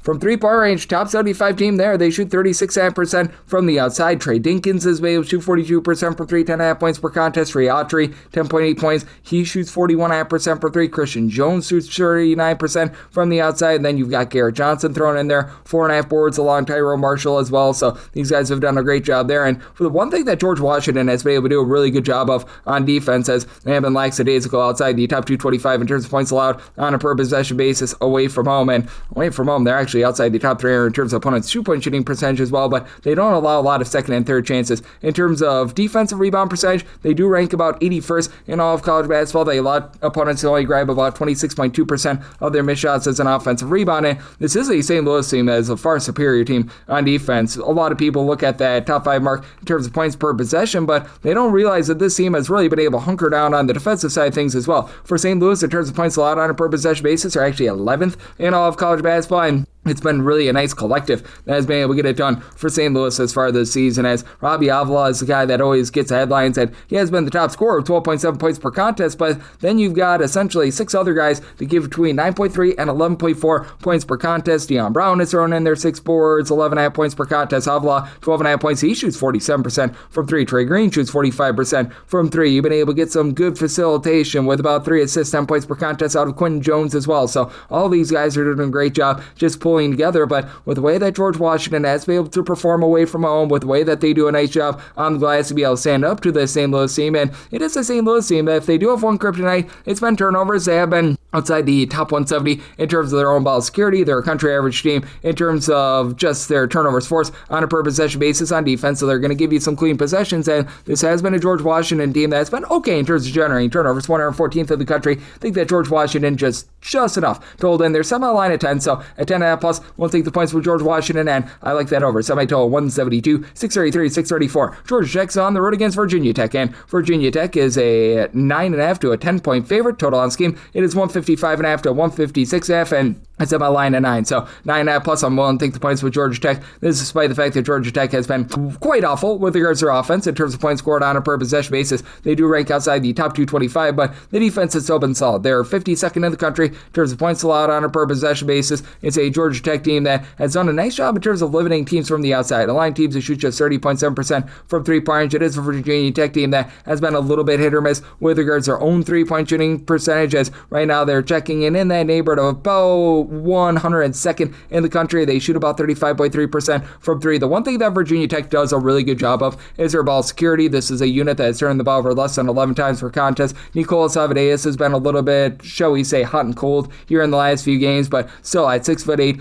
gives you good versatility, 13 points, 5 assists, fewer than 2.5 turnovers per game, and for Virginia Tech, they have been outside the top 175 in terms of rebounding, but that said, Toby Lual should be able to help out with that. He was missing for 8 games. He's back. He's giving you 11.8 points, 9.3 rebounds per game, along with the blocking at per contest, so the interior defense should be stronger, as they're currently outside the top 170 with their own 2-point shooting percentage, and outside the top 200 with regards to opponents' 2-point shooting percentage. Where Georgia Tech is really going to have an issue is their 3-point shooting, as Virginia Tech has been a really good 3-point shooting defense. They've been a top 45 team with that regard, and Georgia Tech, the one thing that they've actually been able to do a solid job of on offense has been popping it from 3-point. They shoot his collective 36.5% from 3. That's a top 60 mark in all of college basketball. Kawasi Reeves shoot 39% from 3, 16 points, 4.5 rebounds per game. But Bain Dogo, Muhammad Siala, these 2 guys have been able to combine for a little bit over 16 rebounds between the 2 of them, about 21 points per contest. I think that that's going to be just enough for this team to remain lively. They're going to need to take care of the ball for Georgia Tech outside the top 300 in terms of turnovers on a per possession basis, but with them also being a top 110 team in terms of opponents' 2-point shooting percentage, I do think that Georgia Tech is able to, in a defensive little bit of a showdown, even though Georgia Tech is a top 75 team in terms of total possessions frame,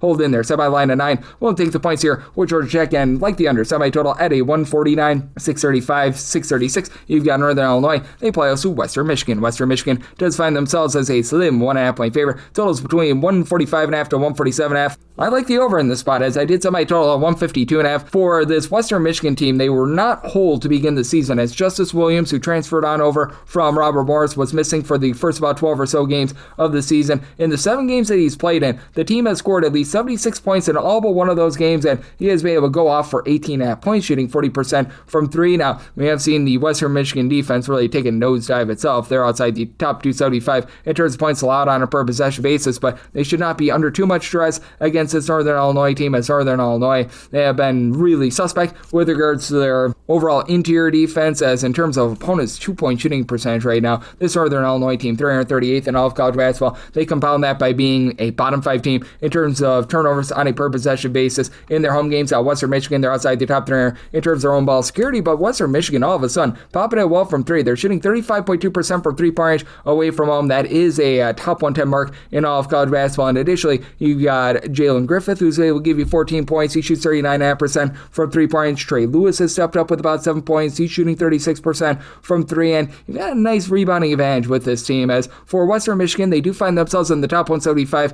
in terms of their overall rebound percentage, and you do have a Northern Illinois team that they're going to grab for themselves a few second and third chances. For Northern Illinois, they're currently checking in about 117th in the country in terms of offensive rebound percentage. At home, they rebound about 35.2% of their misses as an offensive rebound. That is a top 100 mark. They do find themselves, though, giving up 32.2% of opponents' missed shots as an offensive rebound at home, and that's outside the top 290 in all of college basketball. And they do have a guy in Jai Otika who I'm looking to be able to have just perform a little bit better in general. I remember he was a really good scorer over at Marist, has been held to just 7 points per contest, shooting in the mid-30s from three-point range, and has scored a whopping 3 points in his last 4 games. So that's not been great. But Dylan Dukaman, along with Makai Valentine, they've been able to combine for 26 points per contest. You've been able to get relatively good production from the outside out of Gustav Winther, who's been able to give you 8.5 points, 5 rebounds per game. So a little bit of versatility there. Do think that in the end, though, this is a Northern Illinois team that is just going to get bludgeoned on the inside. I do think that Western Michigan has really been able to crank up their offense, and with the way that Northern Illinois turns the ball over, Western Michigan should be able to get it done. And it's a Western Michigan team that has been looking to push quite a bit of tempo. They're up to about 138th in the country in terms of total possessions per game. Northern Illinois about 162nd, so made my total 152.5. I like the over, and I'm willing to lay up to 4 here with Western Michigan. Made them a 4.5 point favorite. 637, 638 on the card. Illinois Chicago is playing host to Indiana State, and Indiana State is a underdog here of 5.5 to 6.5 points. 146.5 to 147 is the total, and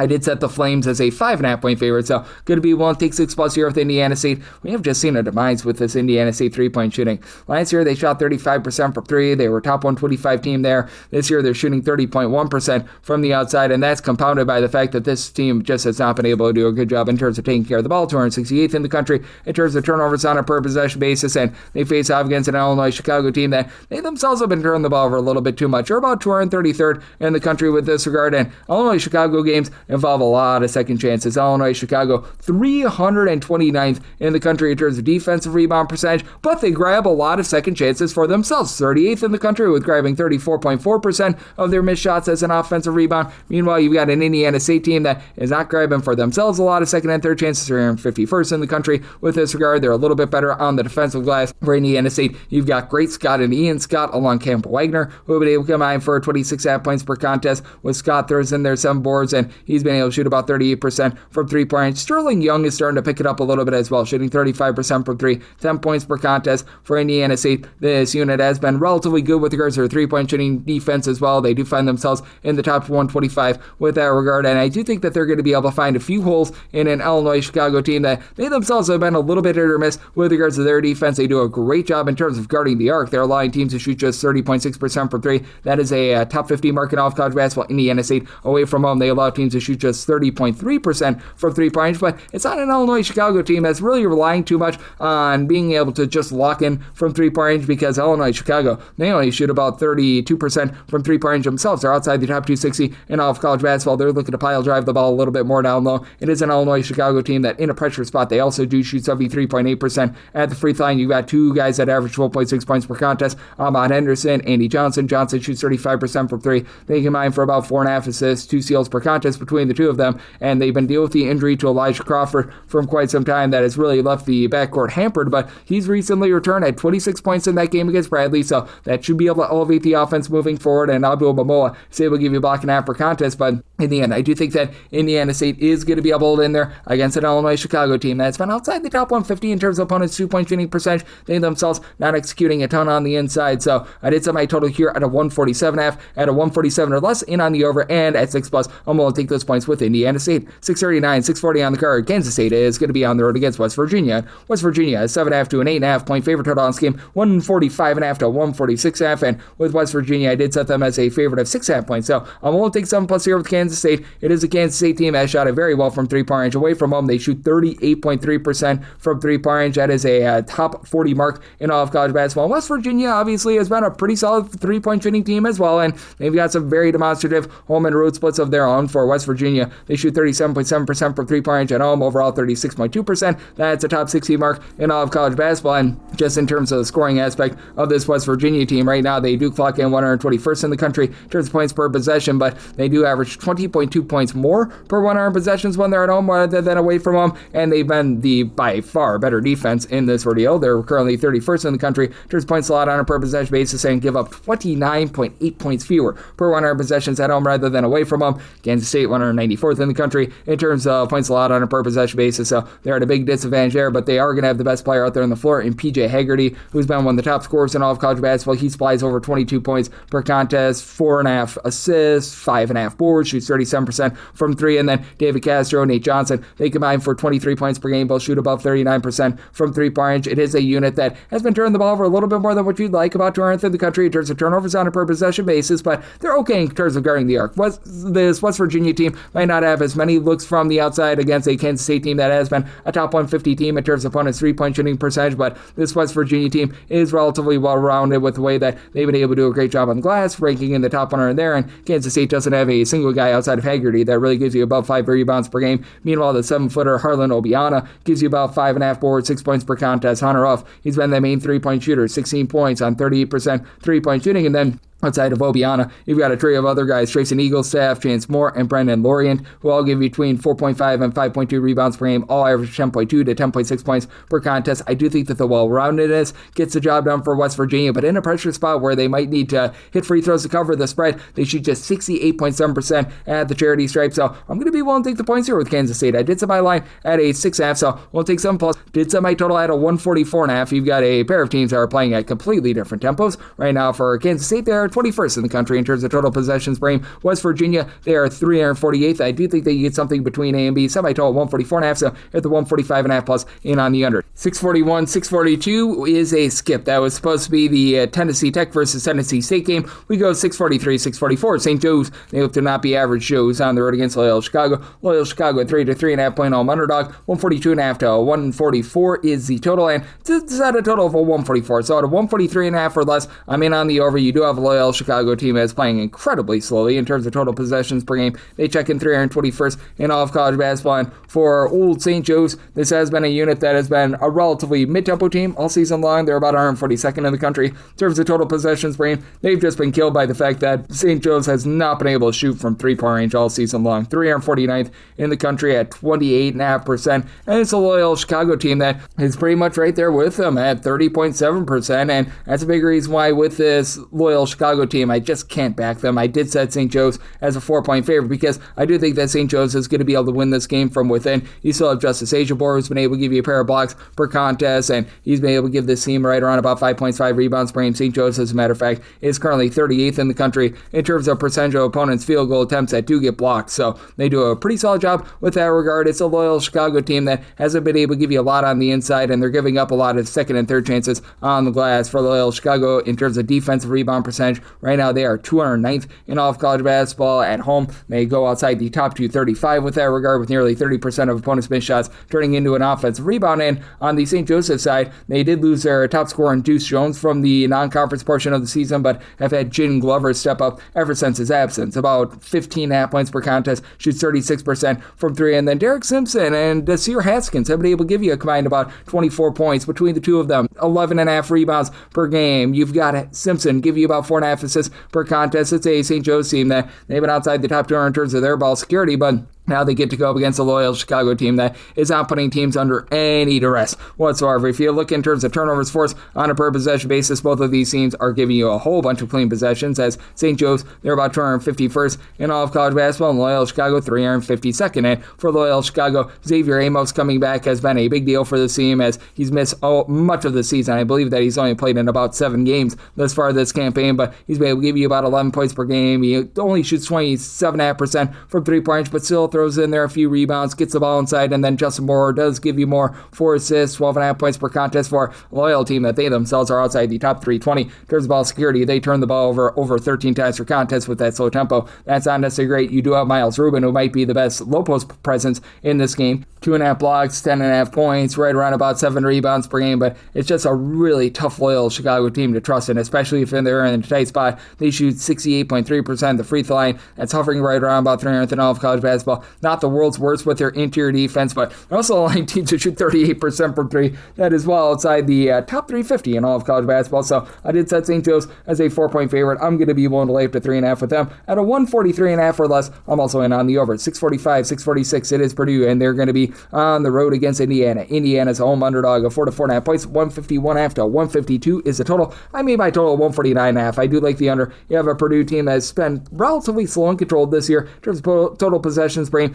305th in all of college basketball. And you do have an Indiana team that is not really looking to play super duper fast. They're not really looking to play super slow either. They're more around about 241st in the country in terms of total possessions per game. And it's an Indiana team that's well-rounded. Top 65 team in terms of both points scored and points allowed on a per possession basis. One thing this Indiana team is not going to do a great job of is being able to hit the glass. They're outside the top 105 in terms of their defensive rebound percentage. They really don't haul in there a lot of second and third chances, and this is a Purdue unit that is not going to put you under duress in terms of generating turnovers or anything like that, and overall they're about 87th in the country in terms of points allowed on a per possession basis, but that defense has traveled. If you just look away from home, they've been a top 25 team in terms of points allowed on a per possession basis, and for Indiana, the defense has been able to do a pretty solid job in terms of locking down from three-point range, and that is a specialty of Indiana when you've got a guy like a Braden Smith who's able to give you 13 plus points, 7 plus assists. He's shooting about 40% from 3. Fletcher Lawyer shoots just below 40% from 3. He's been able to give you double figures, but they might not be able to get as many clean looks in this game. Indiana 47th in the country in terms of opponents' three-point shooting percentage at about 30.1% at home, but for Purdue, you do have Oscar Clough along Trey Kaufman-Renn, who should be able to run things down low. Kaufman-Renn has been averaging darn near a double-double this year with about 12.5 points, 8.5 rebounds per game. Clough throws in there about 12 points, 7.8 boards, and then CJ Cox has been an under-the-radar guy who gives you about 8 points per game. He shoots 36.5% from three-point range. I do think that that's going to be able to win out in this spot, but I did set my line at 3.5. I do think that with this being an interstate rivalry, that's going to be big. Not a lot of free throws to be had in this game. Purdue is outside the top 250 in terms of free throw attempts on a per-possession basis. They are a top 20 team in terms of fewest free throws allowed on a per-possession basis. That takes away a lot of what Indiana does. They're a top 20 team with regards to their free throw shooting percentage at 78.5%, but you got Lamar Wilkerson giving you 19.5 points. He shoots 40% from 3. Tucker DeVries has versatility with about 14.5 points, 5 boards, 3 assists. You've been able to get good facilitation out of Team Connerway and Connor Enright, who both give you 4.1 assists per contest, and I do think that with this Indiana team being one that very much likes to be able to kick it to the outside, they are a team that takes over 49% of their field goal attempts from three-point range. And Purdue being a team that's right around about 125th in opponent's three-point shooting percentage, I think that that'll be just enough for them to remain lively. So I told 149.5, so like the 150 plus to the under, and I'm willing to take 4 plus here with Indiana. 647, 648, UMass is on the road against Miami of Ohio. Miami of Ohio, an 8.5 to a 9.5 point favorite. 164.5 is the total, and I made Miami of Ohio a 7.5 point favorite. I'm going to be willing to take the points. This Miami of Ohio team has been absolutely incredible this year, but I feel like this is actually a bad matchup for them. Miami of Ohio, a top 15 team with their three-point shooting percentage, runs into a UMass team that's aligned teams away from them to shoot 28.7% from three-point range. That is a top 15 mark in all of college basketball for UMass. They've been a team that's had a tough time taking care of the ball. They're outside the top 275 in terms of turnovers on a per possession basis on offense, and Miami of Ohio should be able to exploit that. At home, they're generating a turnover on about 19.5% of opponents' possessions, so that's a top 80 mark in all of college basketball. But for this UMass team, they don't allow you to be able to grab second and third chances as well. They're one of the best defensive rebound rate teams in all of college basketball. Mambo number 9, they allow opponents to grab just 22.5% of their missed shots as an offensive rebound, and sneakily, this UMass team that was awful with their three-point shooting percentage a season ago, they've been able to ascend into the top 150 this season. They're now shooting as a collective over 34.5% from 3. You've got Marcus Banks, who gives you 16 points, shoots 37.5% from 3. Kajal Parker is actually shooting 44.5% from 3 with 11.5 points per contest. And then down low, Daniel Hankin Sanford, Leonardo Batil, they combine for 14.7 rebounds per game. Hankin Sanford, 11.5 points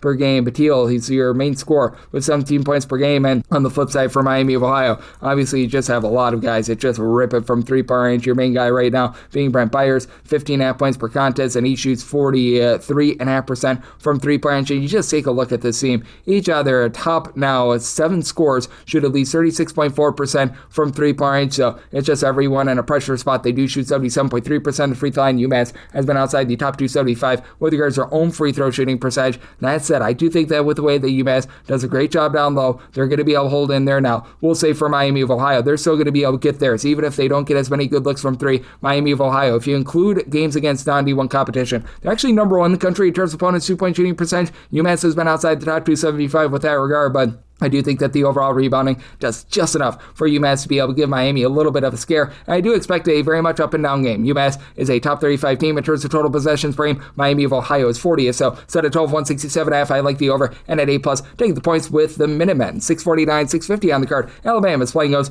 to Missouri. Missouri is a underdog here of 10.5 to 11.5 points. So on scheme, it is 164.5 to 165. And I like the over. I did set my total at a 173. You've got a Missouri team that's not playing quite as fast as they have in past seasons in terms of total possessions per game, down to about 190th. Alabama, as per usual, they are playing super duper fast. They are back up in terms of total possessions per game into the top 10 at 9, and for Alabama, 21st in the country in terms of points scored on a per possession basis. And I think that they're going to take it to a Missouri team that just flat out is getting torched with regards to their perimeter defense. Right now for Missouri, they are overall 255th in the country in terms of points allowed on a per possession basis away from home, and they allow teams to shoot 40.1% from 3-point range away from home. Alabama, they take 56.4% of their field goal attempts from 3-point range when they're at home. That is number 1 in all of college basketball. And for Alabama, you've got a lot of star power in the backcourt, as Aiden Holloway has been able to give you 17.5 points, 3.5 assists per contest. LeBaron Filan, 22.5 points, 5 assists. And for Holloway, he's right now shooting 46% from 3-point range. Amari Allen has been able to give you versatility, 3.5 assists, 8 boards, 11 points per contest, shoots 37% from 3 now. Alabama's also outside the top 175 in terms of points allowed on a per possession basis, and going to be interesting to see what we get moving forward out of the Charles Bediako situation for Alabama as well. You typically don't find guys joining the thing midstream or anything like that, but always is a lot of fun. He had 13 points in that first game against Tennessee. But for Missouri, I do think that they are going to be able to do enough scoring here to help you out with the over, because you do still have guys that are pretty rock solid from 3-point. You're not quite what they have been in the past, but you've got Jaden Stone, who was dealing with a little bit of injury, missed 7 games. He and Jacob Cruz have been able to combine for 27 points per contest. Cruz shoots 46.5% from 3 with about 4.5 boards per contest. Stone, 2.5 assists, a steal, 5 rebounds, 15.5 points per game. So both of these guys should be able to help out in a big way. It's a Missouri team that's a little bit better on the interior than they have been in the past. They bring in someone like a Sean Phillips, who's been able to give you about 5 boards as a true 7-footer. Mark Mitchell, say we give you 17.5 points, 5.5 rebounds per game, but with the way that they just get blowtorched from the outside. And it's a Missouri team that really doesn't generate a lot of turnovers outside the top 2 in terms of turnovers generated on a per possession basis. Alabama, even worse than that. They are outside the top 340 in terms of turnovers forced on a per possession basis.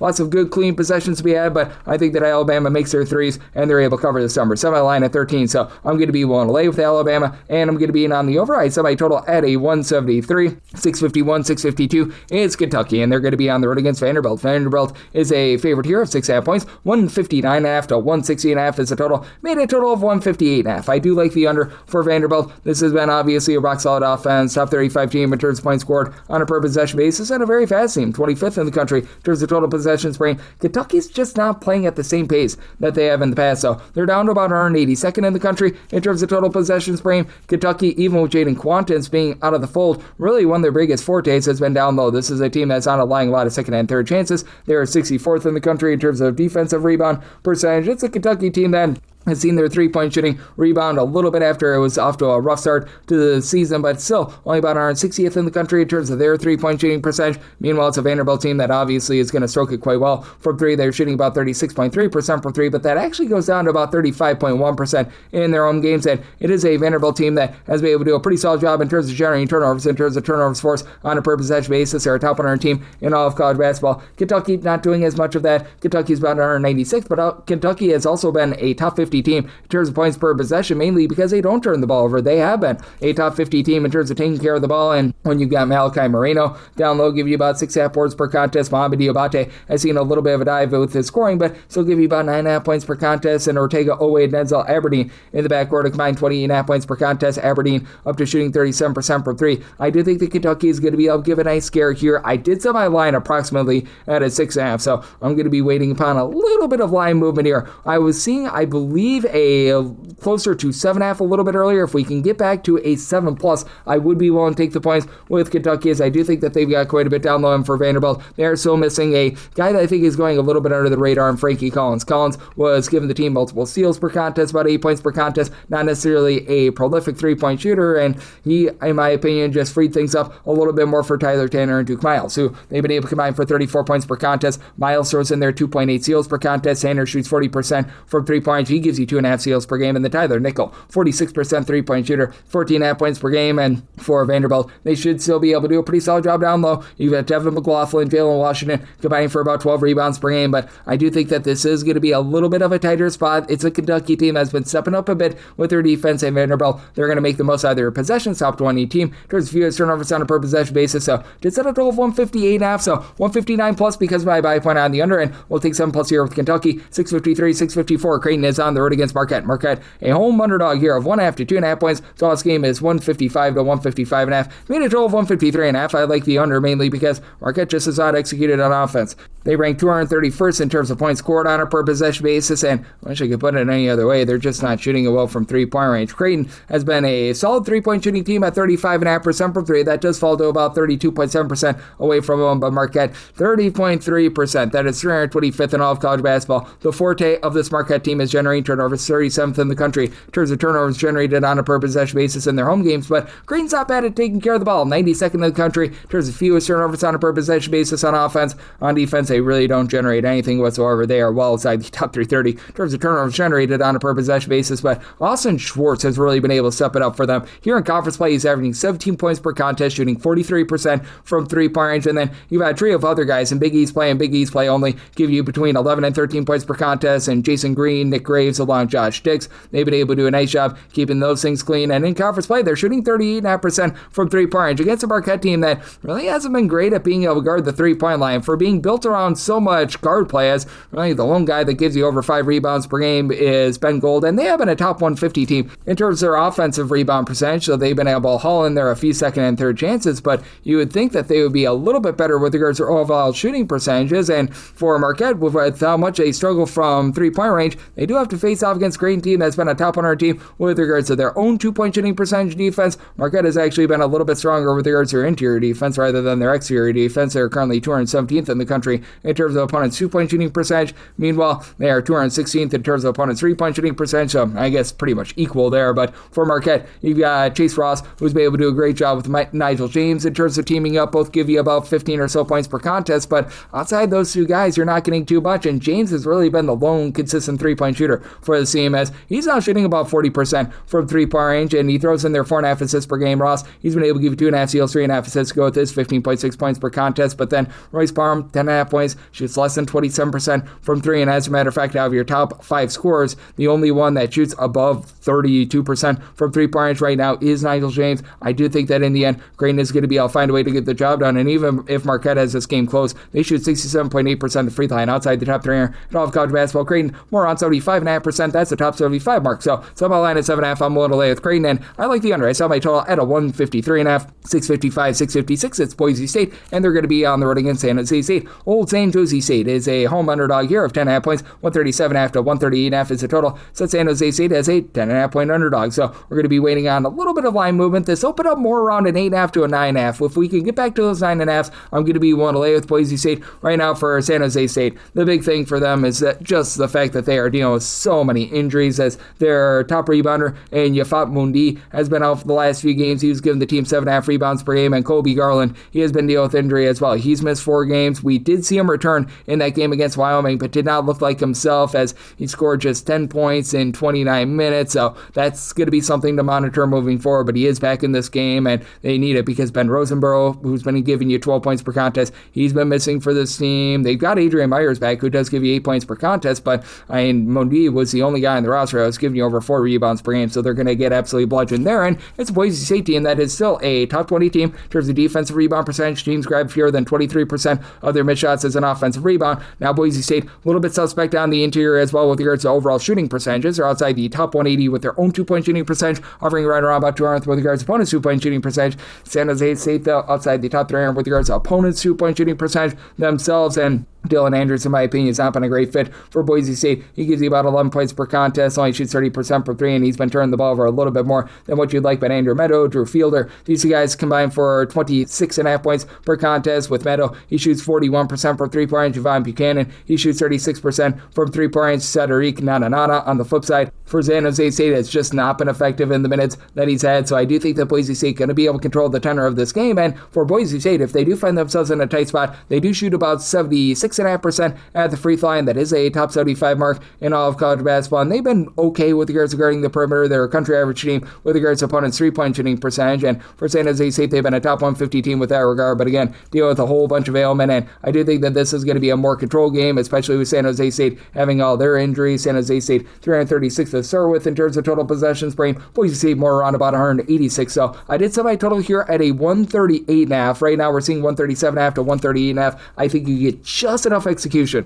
from Boise State to be able to get you the over. So in on the over and 1 to 10 here with Boise State. 657, 658 on the card. You've got Grand Canyon. They're going to be on the road against Nevada. And Nevada is a 3 to 3.5 point favorite, seeing a 4 out there as well. Total on scheme, it is 140.5 to 141.5. And with Nevada, I made them a 3.5 point favorite. Personally, if I were put between a 3 and a 4, I would rather lay 3 with Nevada rather than take 4 with Grand Canyon. Even though Grand Canyon has been looking much better recently, and it should be a lower possession game as for Nevada, 304th in the country in terms of total possessions per game. You've got a Grand Canyon team that is not looking to speed it up either at 231st, and it's a Grand Canyon team that is just not doing the world's greatest job in terms of taking care of the ball. 243rd in the country in terms of turnovers on a per possession basis on offense. Nevada, they do their best to be able to make the most out of every possession. They are 23rd in the country in terms of fewest turnovers on a per possession basis. Now, the interior offense, that is a big edge for Grand Canyon. Grand Canyon right now is a top 150 team with regards to their 2-point shooting percentage. Nevada is just 325th, but this is a Nevada team that has really been able to shoot the tar out of the ball from the outside. As Nevada, from 3-point range right now, they do rank in the top 20 right now, 38.5% from the outside. Actually falls to 36.7% when they're at home, but Grand Canyon has not been able to get their perimeter offense going. 325th in the country, shooting 30.3% for 3. That falls to 25.9% away from home, so that's a little bit less than tremendous, but this is a Grand Canyon team that has, in my opinion, the most versatile player out there on the floor, Nana Wusu-Nane, who comes over after he spent his first few years over at Brown, and he's been able to give this team just under 10 points, 9 boards, pair of assists, a steal, a block per contest. Love what he's able to bring to the table. And then Jalen Henley, he's able to spy about 17 points.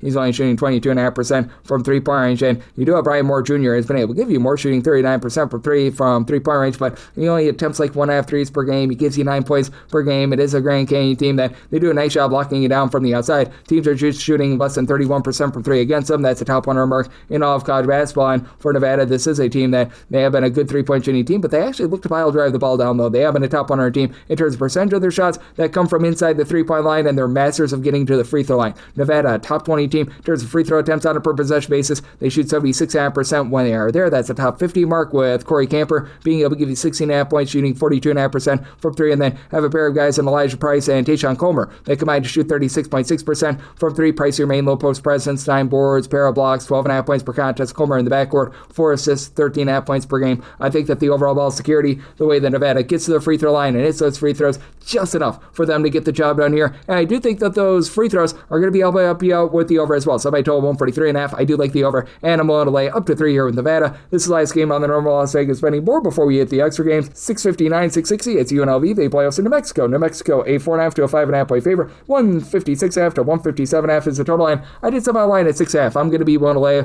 with New Mexico. This is a New Mexico squad that has been very good with regards to their perimeter defense, as they are currently 15th in the country in terms of opponents' three-point shooting percentage, with teams shooting just 29.4% from three-point range against them, and then they do a really good job in terms of generating turnovers. In terms of turnovers generated on a per-possession basis, they are a top 35 team in all of college basketball. Meanwhile, you do have a UNLV team that has honestly been able to do a relatively okay job in terms of putting teams under duress as well. In terms of turnovers forced on a per-possession basis, they're a top 75 team in all of college basketball, but they actually generate more turnovers on a per-possession basis away from home rather than at home. So a little bit of a sticky wicket there. And then for this UNLV team, they just have not been able to get their perimeter offense going. Right now for UNLV, they rank 258th in the country with regards to their three-point shooting percentage, and that falls at 31% when they're at home. New Mexico, not an SE team that's going to completely light the world on fire with their three-point shooting at about 34.2%, but it's very passable. And for UNLV, just been a lot of injuries all season long. Miles Shea, who comes over from UC Irvine, we have yet to see him thus far this season. You've been able to get a little bit more down low ever since Emmanuel Stevens, who began the season dealing with injury. He's been able to come in there, and he's been able to give you about 6.6 rebounds per game. Dre Gibbs-Lawhorn has been the main headliner for this offense, 17.5 points, 3 assists, shoots 35.5% from three-point range, but this is also a UNLV team that could be down low. They're outside the top 175 in terms of opponents' two-point shooting percentage. If they find themselves at the free throw line, which UNLV does get fouled off, and they're outside the top 300 with regards to their free throw shooting percentage as well. And then for New Mexico, it's really a whole is greater than some of its parts sort of approach. You do have Jake Hall give you 15 points, 3.5 boards, and does shoot 41% from three, but then a quartet of guys between 9.6 and 11.8 points per game, with Tomislav Bujan give you 11.8 points, 7.1 rebounds to register a double-double. Dane Albury, 11.5 points, mid-30s three-point shooter. Antonio Chal shoots about 36% from three, 9.5 points per contest. I really like the way that New Mexico is put together there. Not necessarily the most dominant team on the glass, but a team that generates a lot of turnovers against a UNLV team that's been a little bit lackadaisical in the backcourt, and I do think that gets the job done on the road. And I do think that New Mexico going to be looking to play a little bit more mid-tempo, 125th in terms of total possessions per game. UNLV has been looking to gun it, 57th in the country in terms of total possessions per game, but I do think that UNLV gets held down here. So my total 154.5, like the under, and I'm all the way up to 6 with New Mexico, and now we hit the extra games. The normal betting board picks are complete, but there are some extra games today, so we go into the bonus. 306-643, 306-644, you got Southeast Louisiana playing against McNeese. McNeese a 11.5 to a 12.5 point favorite. 136.5 to 137 is the total, and with McNeese, I did set them as a 13.5 point favorite. I'm going to be willing to lay the number. This McNeese team is just really specializing in generating turnovers. In terms of turnovers generated on a per possession basis, numero uno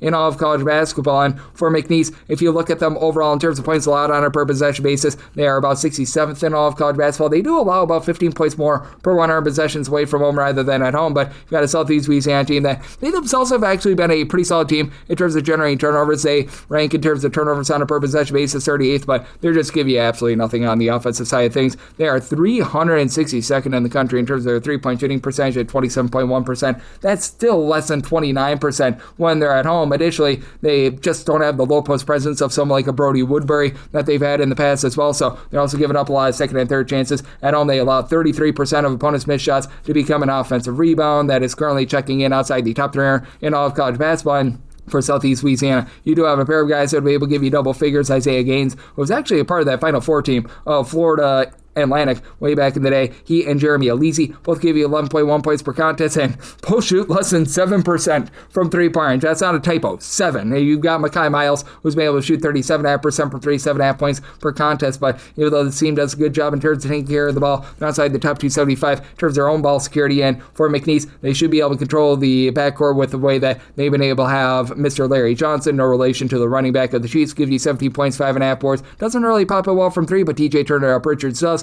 39.5% three-point shooter of 9 points per game. Tyson Archie, 14.5 points, 38% three-point shooter. Javon Garcia, 11.5 points, shoots 37% from three-point for a McNeese team that they get to the free throw line often. They shoot 77.5% of the charity stripe. That's a top 35 mark in all of college basketball. And McNeese, they're going to give you a lot of second and third chances, but they themselves are going to pull in there a lot of second and third chances. With McNeese, they're actually 324th in the country in terms of their own defensive rebound percentage, so Southeast Louisiana should be able to get some second and third chances there. But for this McNeese team, they're also, in terms of their offensive rebound percentage, one of the best teams in all of college basketball at 15th. They rebound 36.5% of their misses. So I did set my line at 13.5. I'm going to be willing to lay with McNeese and did set a total here of a 135.5. So at the 136.5. Think that the turnovers are too much for the over, so on the under, and I'm going to be willing to take McNeese here at laying that number. 306-645, 306-646, East Texas A&M on the road against Lamar. Lamar is a 6.5 point favorite total on this game. It is 139.5 to 140.5, and with Lamar, I did set them as a favorite of 9 points, so I'm going to be willing to lay the number. Just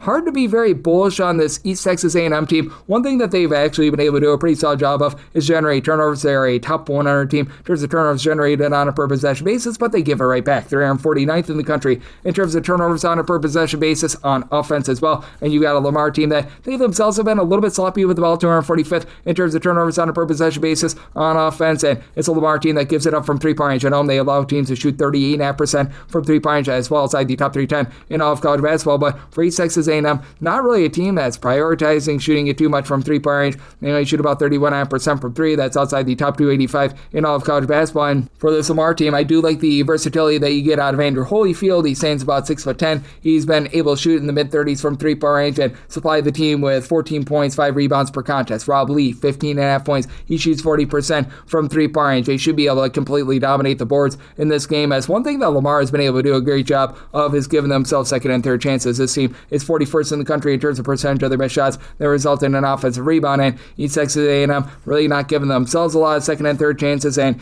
in terms of defensive rebound percentage, well, they're getting completely blown off the boards. They do allow opponents to grab over 31.8% of their missed shots as an offensive rebound. That is 295th in all of college basketball. You do have additionally a guy in Cody Penbaker is able to give you 7.5 points, 4 boards. Doesn't really give you a lot in terms of 3-point shooting, but Lamar should be able to do a great job on that front. And then additionally with East Texas A&M, you have been able to have the Tarleton State transfer in one Mr. Ronnie Harrison step up with about 15.5 points, shoots 37% from 3, and then Damian Garcia about 11 points. He shoots 36.5% from 3, but the team has been very suspect with their outside shooting. They're outside the top 150 with regards to their own 2-point and offense and defense, and when they get to the free throw line, East Texas A&M shoots 68% at the charity stripe. That is well outside the top 290 in all of college basketball. And do think that Lamar, with the way that they grab those offensive boards, finds a way to be able to get the job done here. So I did set them as the 9-point favorite. I'm going to be willing to lay the number in on the under. I do think that you get a slower game with Lamar in terms of total possessions per game. They're well outside the top 225 with that regard, to our 93rd to be exact. So I did set my total here at a 137. I'm in on the under, and I'm willing to lay the number here with Lamar. 306-647, 306-648. Northwestern State is going to be on the road against Stephen F. Austin. Stone Cold Stephen F. Austin, a 14 to a 14.5 point favorite.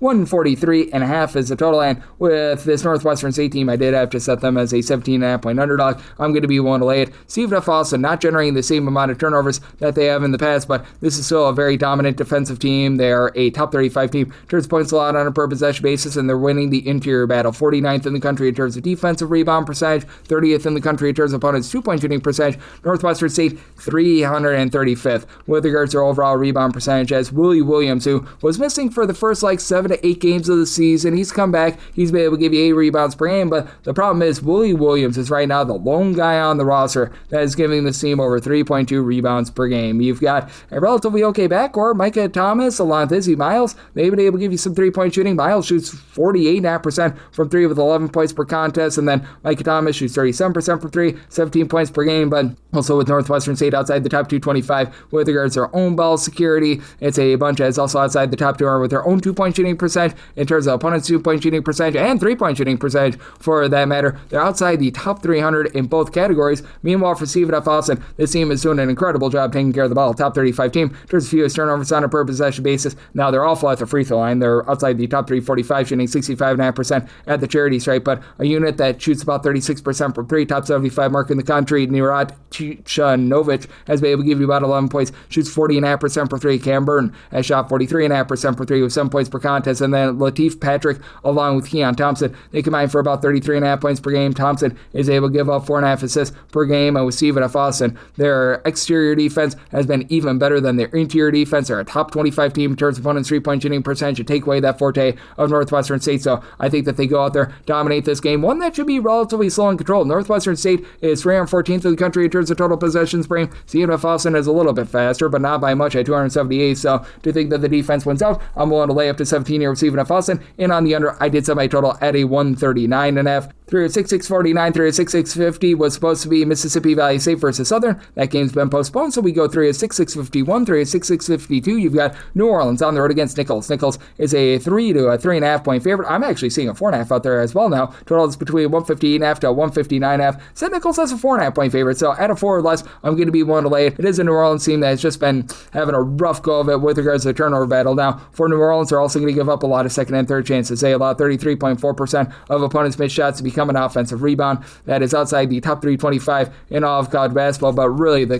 turnovers are the concern. 350th in the country in terms of ball security. They have a turnover on about 21.4% of their possessions away from home, and then in terms of generating turnovers, they're 348th in the country. They do not generate any whatsoever, and this is a Nicholls team that they specialize in being able to win the turnover battle. In terms of turnovers generated on a per possession basis on defense, they are 9th in the country, and I do think that with Nicholls, you've got a really nice three-headed monster in the just overall backcourt. You've got Sincere Malone. He's a little bit more of a combo player, 6'7", 6'8", 11.5 points, pair of steals, throws in there 4 boards, shoots 37% from 3 to Leak Dunkley. He's down to about 30% three-point shooting, but 13.5 points, a little bit over a steal per contest, and Jalen Surreals has been the top scorer of 14.5 points, 5 boards. He shoots 37.5% per 3 with Ray English, bringing it all together, 3.3 assists per game. Really doesn't shoot it well from 3, but his Nicholls team overall has been a top 175 team with their 3-point shooting percentage. Now, they get it taken to them inside. They're outside the top 300 with regards to opponents' 2-point shooting percentage, outside the top 240 with their own 2-point shooting percentage, and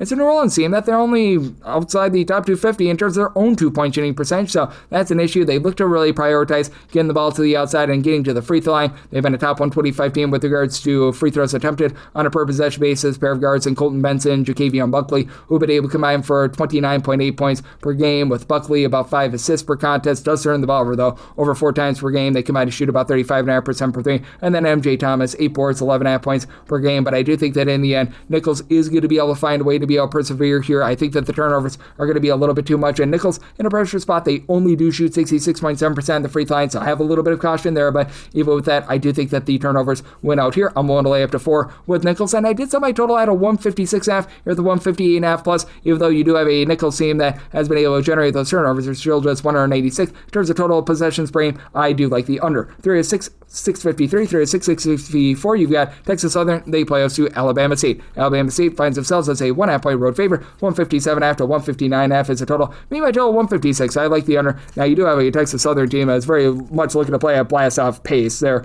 right now 63rd in the country in terms of total possessions per game, and Alabama State right there with them. They're 60th in the country in terms of total possessions per game, and Alabama State has been able to shoot it quite well away from them, and they just win the perimeter battle. Right now, they are 66th in the country in terms of turnovers generated on a per possession basis. Texas Southern outside the top 345 in terms of ball security. They turn the ball over more than 15 times per contest, and for Alabama State, they do shoot 35.5% per 3-point away from home. That is a top 85 mark in all of college basketball. And Texas Southern, well, right now they shoot about 41% per 3-point at home. That goes down to 26.9% away from home. So I think that the small sample size of games at home is very much warping that number. But overall, they have not necessarily been the world's greatest outside shooting team. They do have one guy that I like down low, though, in Troy Hupseed. 15 points, 9 boards per contest. He only shoots 28% per 3, but gives you a little bit of versatility there. And then you had a lot of mixing and matching, because out of your top 10 scores, you've only had one of them in Hupseed miss fewer than 2 games as far as the season. So they've just had a mismatch of different guys. Bryce Roberts is able to give you 13-point shoots in the mid-30s from 3. Zaire Hayes,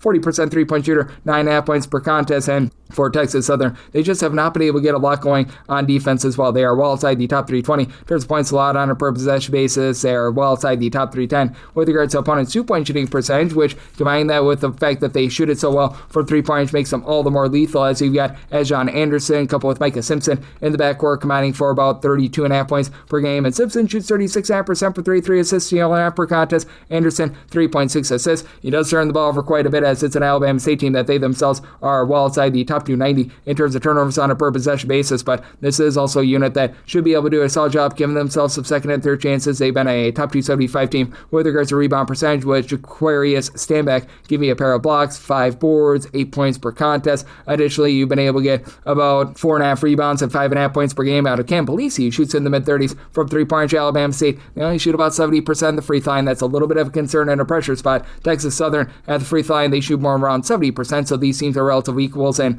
with Texas Southern just not taking care of the ball very well, I do think that Alabama State, with their, shall we say, exterior play, their backcourt play, they do find a way to be able to get it done. Set Alabama State as 4-point favorite. Willing to lay the number. Set my total at a 156, so I like the under here at a 157.5 or higher. 3 of 6, 655, 3 of 6, 656. You've got Easton Christian. They play us Incarnate Word. Incarnate Word, 1.5 point road favorites, 138.5 is the total line. With Incarnate Word set them as a 2-point favorite. So I'm going to be willing to lay the 1.5 and not a half a point more. You've got an Incarnate Word team that's been able to do a nice job from 3-point range. And for Incarnate Word, you've got just a lot of great guard play in general with Taj Savetsky coming over from Cleveland State, over 15 points per contest, shoots in the high 30s from 3-point range. For this Incarnate Word team, their 37.5% 3-point shooting at home does go down to about 31.7% in a road/neutral court venue. But that said, with Davion Bailey being able to give the team a bit of everything, 18 points from 3-point range, he does shoot about 35% from 3, and Savetsky taking the pressure off of him with generating about 4.5 assists per game. I think that that's going to be big. Incarnate Word, top 110 team in terms of fewest turnovers on a per possession basis, can be out on the inside, outside the top 250 in terms of opponent's 2-point shooting percentage. Their own 2-point shooting percentage is also outside the top 250, but this is also a unit that has not been allowing a lot of second and third chances. As for Incarnate Word, they do find themselves a top 175 team in terms of their offensive rebound percentage. Meanwhile, for Houston Christian, they're about a country average team, 189th in terms of their defensive rebound percentage, so they're neither here nor there, but they're really not giving themselves a whole lot of second chances to score. They're outside the top 195 in terms of their offensive rebound percentage. They do grab about 33.3% of their missed shots as an offensive rebound at home, but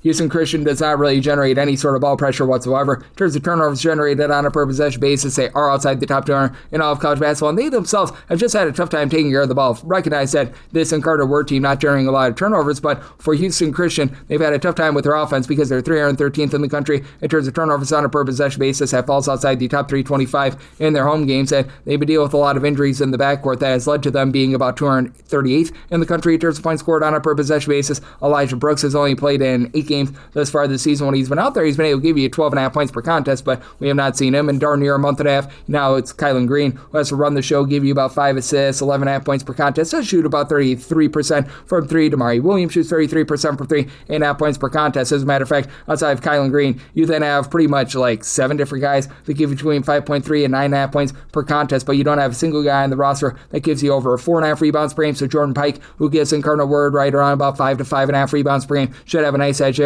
And this has been a Houston Christian team has been ghastly with their defense, outside the top 3 in terms of opponents' 2-point and 3-point shooting percentage, and in a pressure spot, Houston Christian shoots 67.3% at the free throw line. That's outside the top 320 in all of college basketball. Incarnate Word, more on 70.5%. Not amazing, but still going to get the job done. Did set my line here at 2. I'm going to be willing to lay it with Incarnate Word, and I actually did set my total at 136. 2 very low tempo teams. Houston Christian 352nd in terms of total possessions per game. Incarnate Word a little bit faster, but still 327. So like the under, and Incarnate Word laying that small number, and wrap things up with 306-657, 306-658. You've got Prairie View. They're playing against Alabama A&M, and Alabama A&M does find themselves as a 1.5 point to 2-point underdog. 151 after 153 is the total, and made a total of 150. I'm going to be in on the under for Prairie View. They've been a little bit more efficient on offense than they have been in the past. They've gotten into the top 3 in terms of points scored on a per possession basis. Alabama A&M is right there with them at 280th, but it's going to be a little bit of tempo wars. Alabama A&M, they're looking to play a little bit more slow and controlled in terms of total possessions per game. They're checking in 250th in all of college basketball. Prairie View loves to fly. They're 13th in the country in terms of total possessions per game, but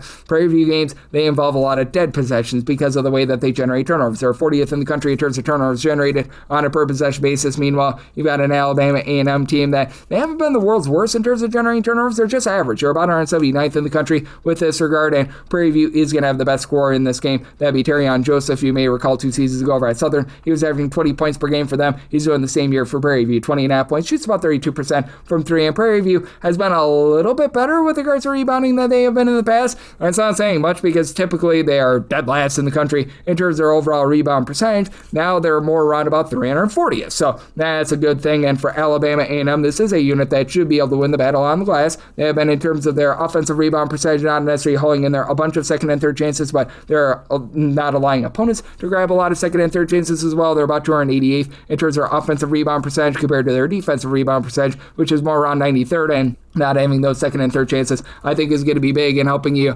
preserve the under. But for Alabama A&M, the concern for this team is that they are a little bit careless with the ball. They're outside the top 225 in terms of ball security. They turn the ball over more than 12 times per contest. And Kadavius Stover has been solid, 15.5 points, shoots 31.5% from 3. A lot of guys follow their coach in Dante Jackson on over from Grambling, including James Graham and PJ Eason. Both of these guys are combined for about 15.5 points per contest. Eason has been very rock solid on the glass. He's been able to give you about 8 rebounds per game Graham has been dealing with injury throughout much of the season, but he's back. He had 11 points, 8 rebounds in the team's previous game, so they're looking a little bit better there. You got Sammy Pasisis, who's been able to leave 12.5 points per game, but he's been dealing with a little bit of ailment as well. And for an Alabama A&M team that really prides themselves on the inside, currently they're outside the top 3 with regards to their own 2-point shooting percentage, so I think that that's going to be costly to this over for Alabama A&M. They're going to prevent Prairie View from getting second and third chances, but I think that Prairie View generates some turnovers, finds a way to get the job done, and you do have quite a few guys for this Prairie View team that have been nice ancillary pieces that have been able to shoot it well from 3-point range, like Corey Wells, 14 points, 7 boards, shoots 38% from 3. Lance Williams shoots about 35.5% from 3 with 9 points per contest, and I do think that they get the job done here, and in a pressure spot, they shoot 76% in the free throw line. So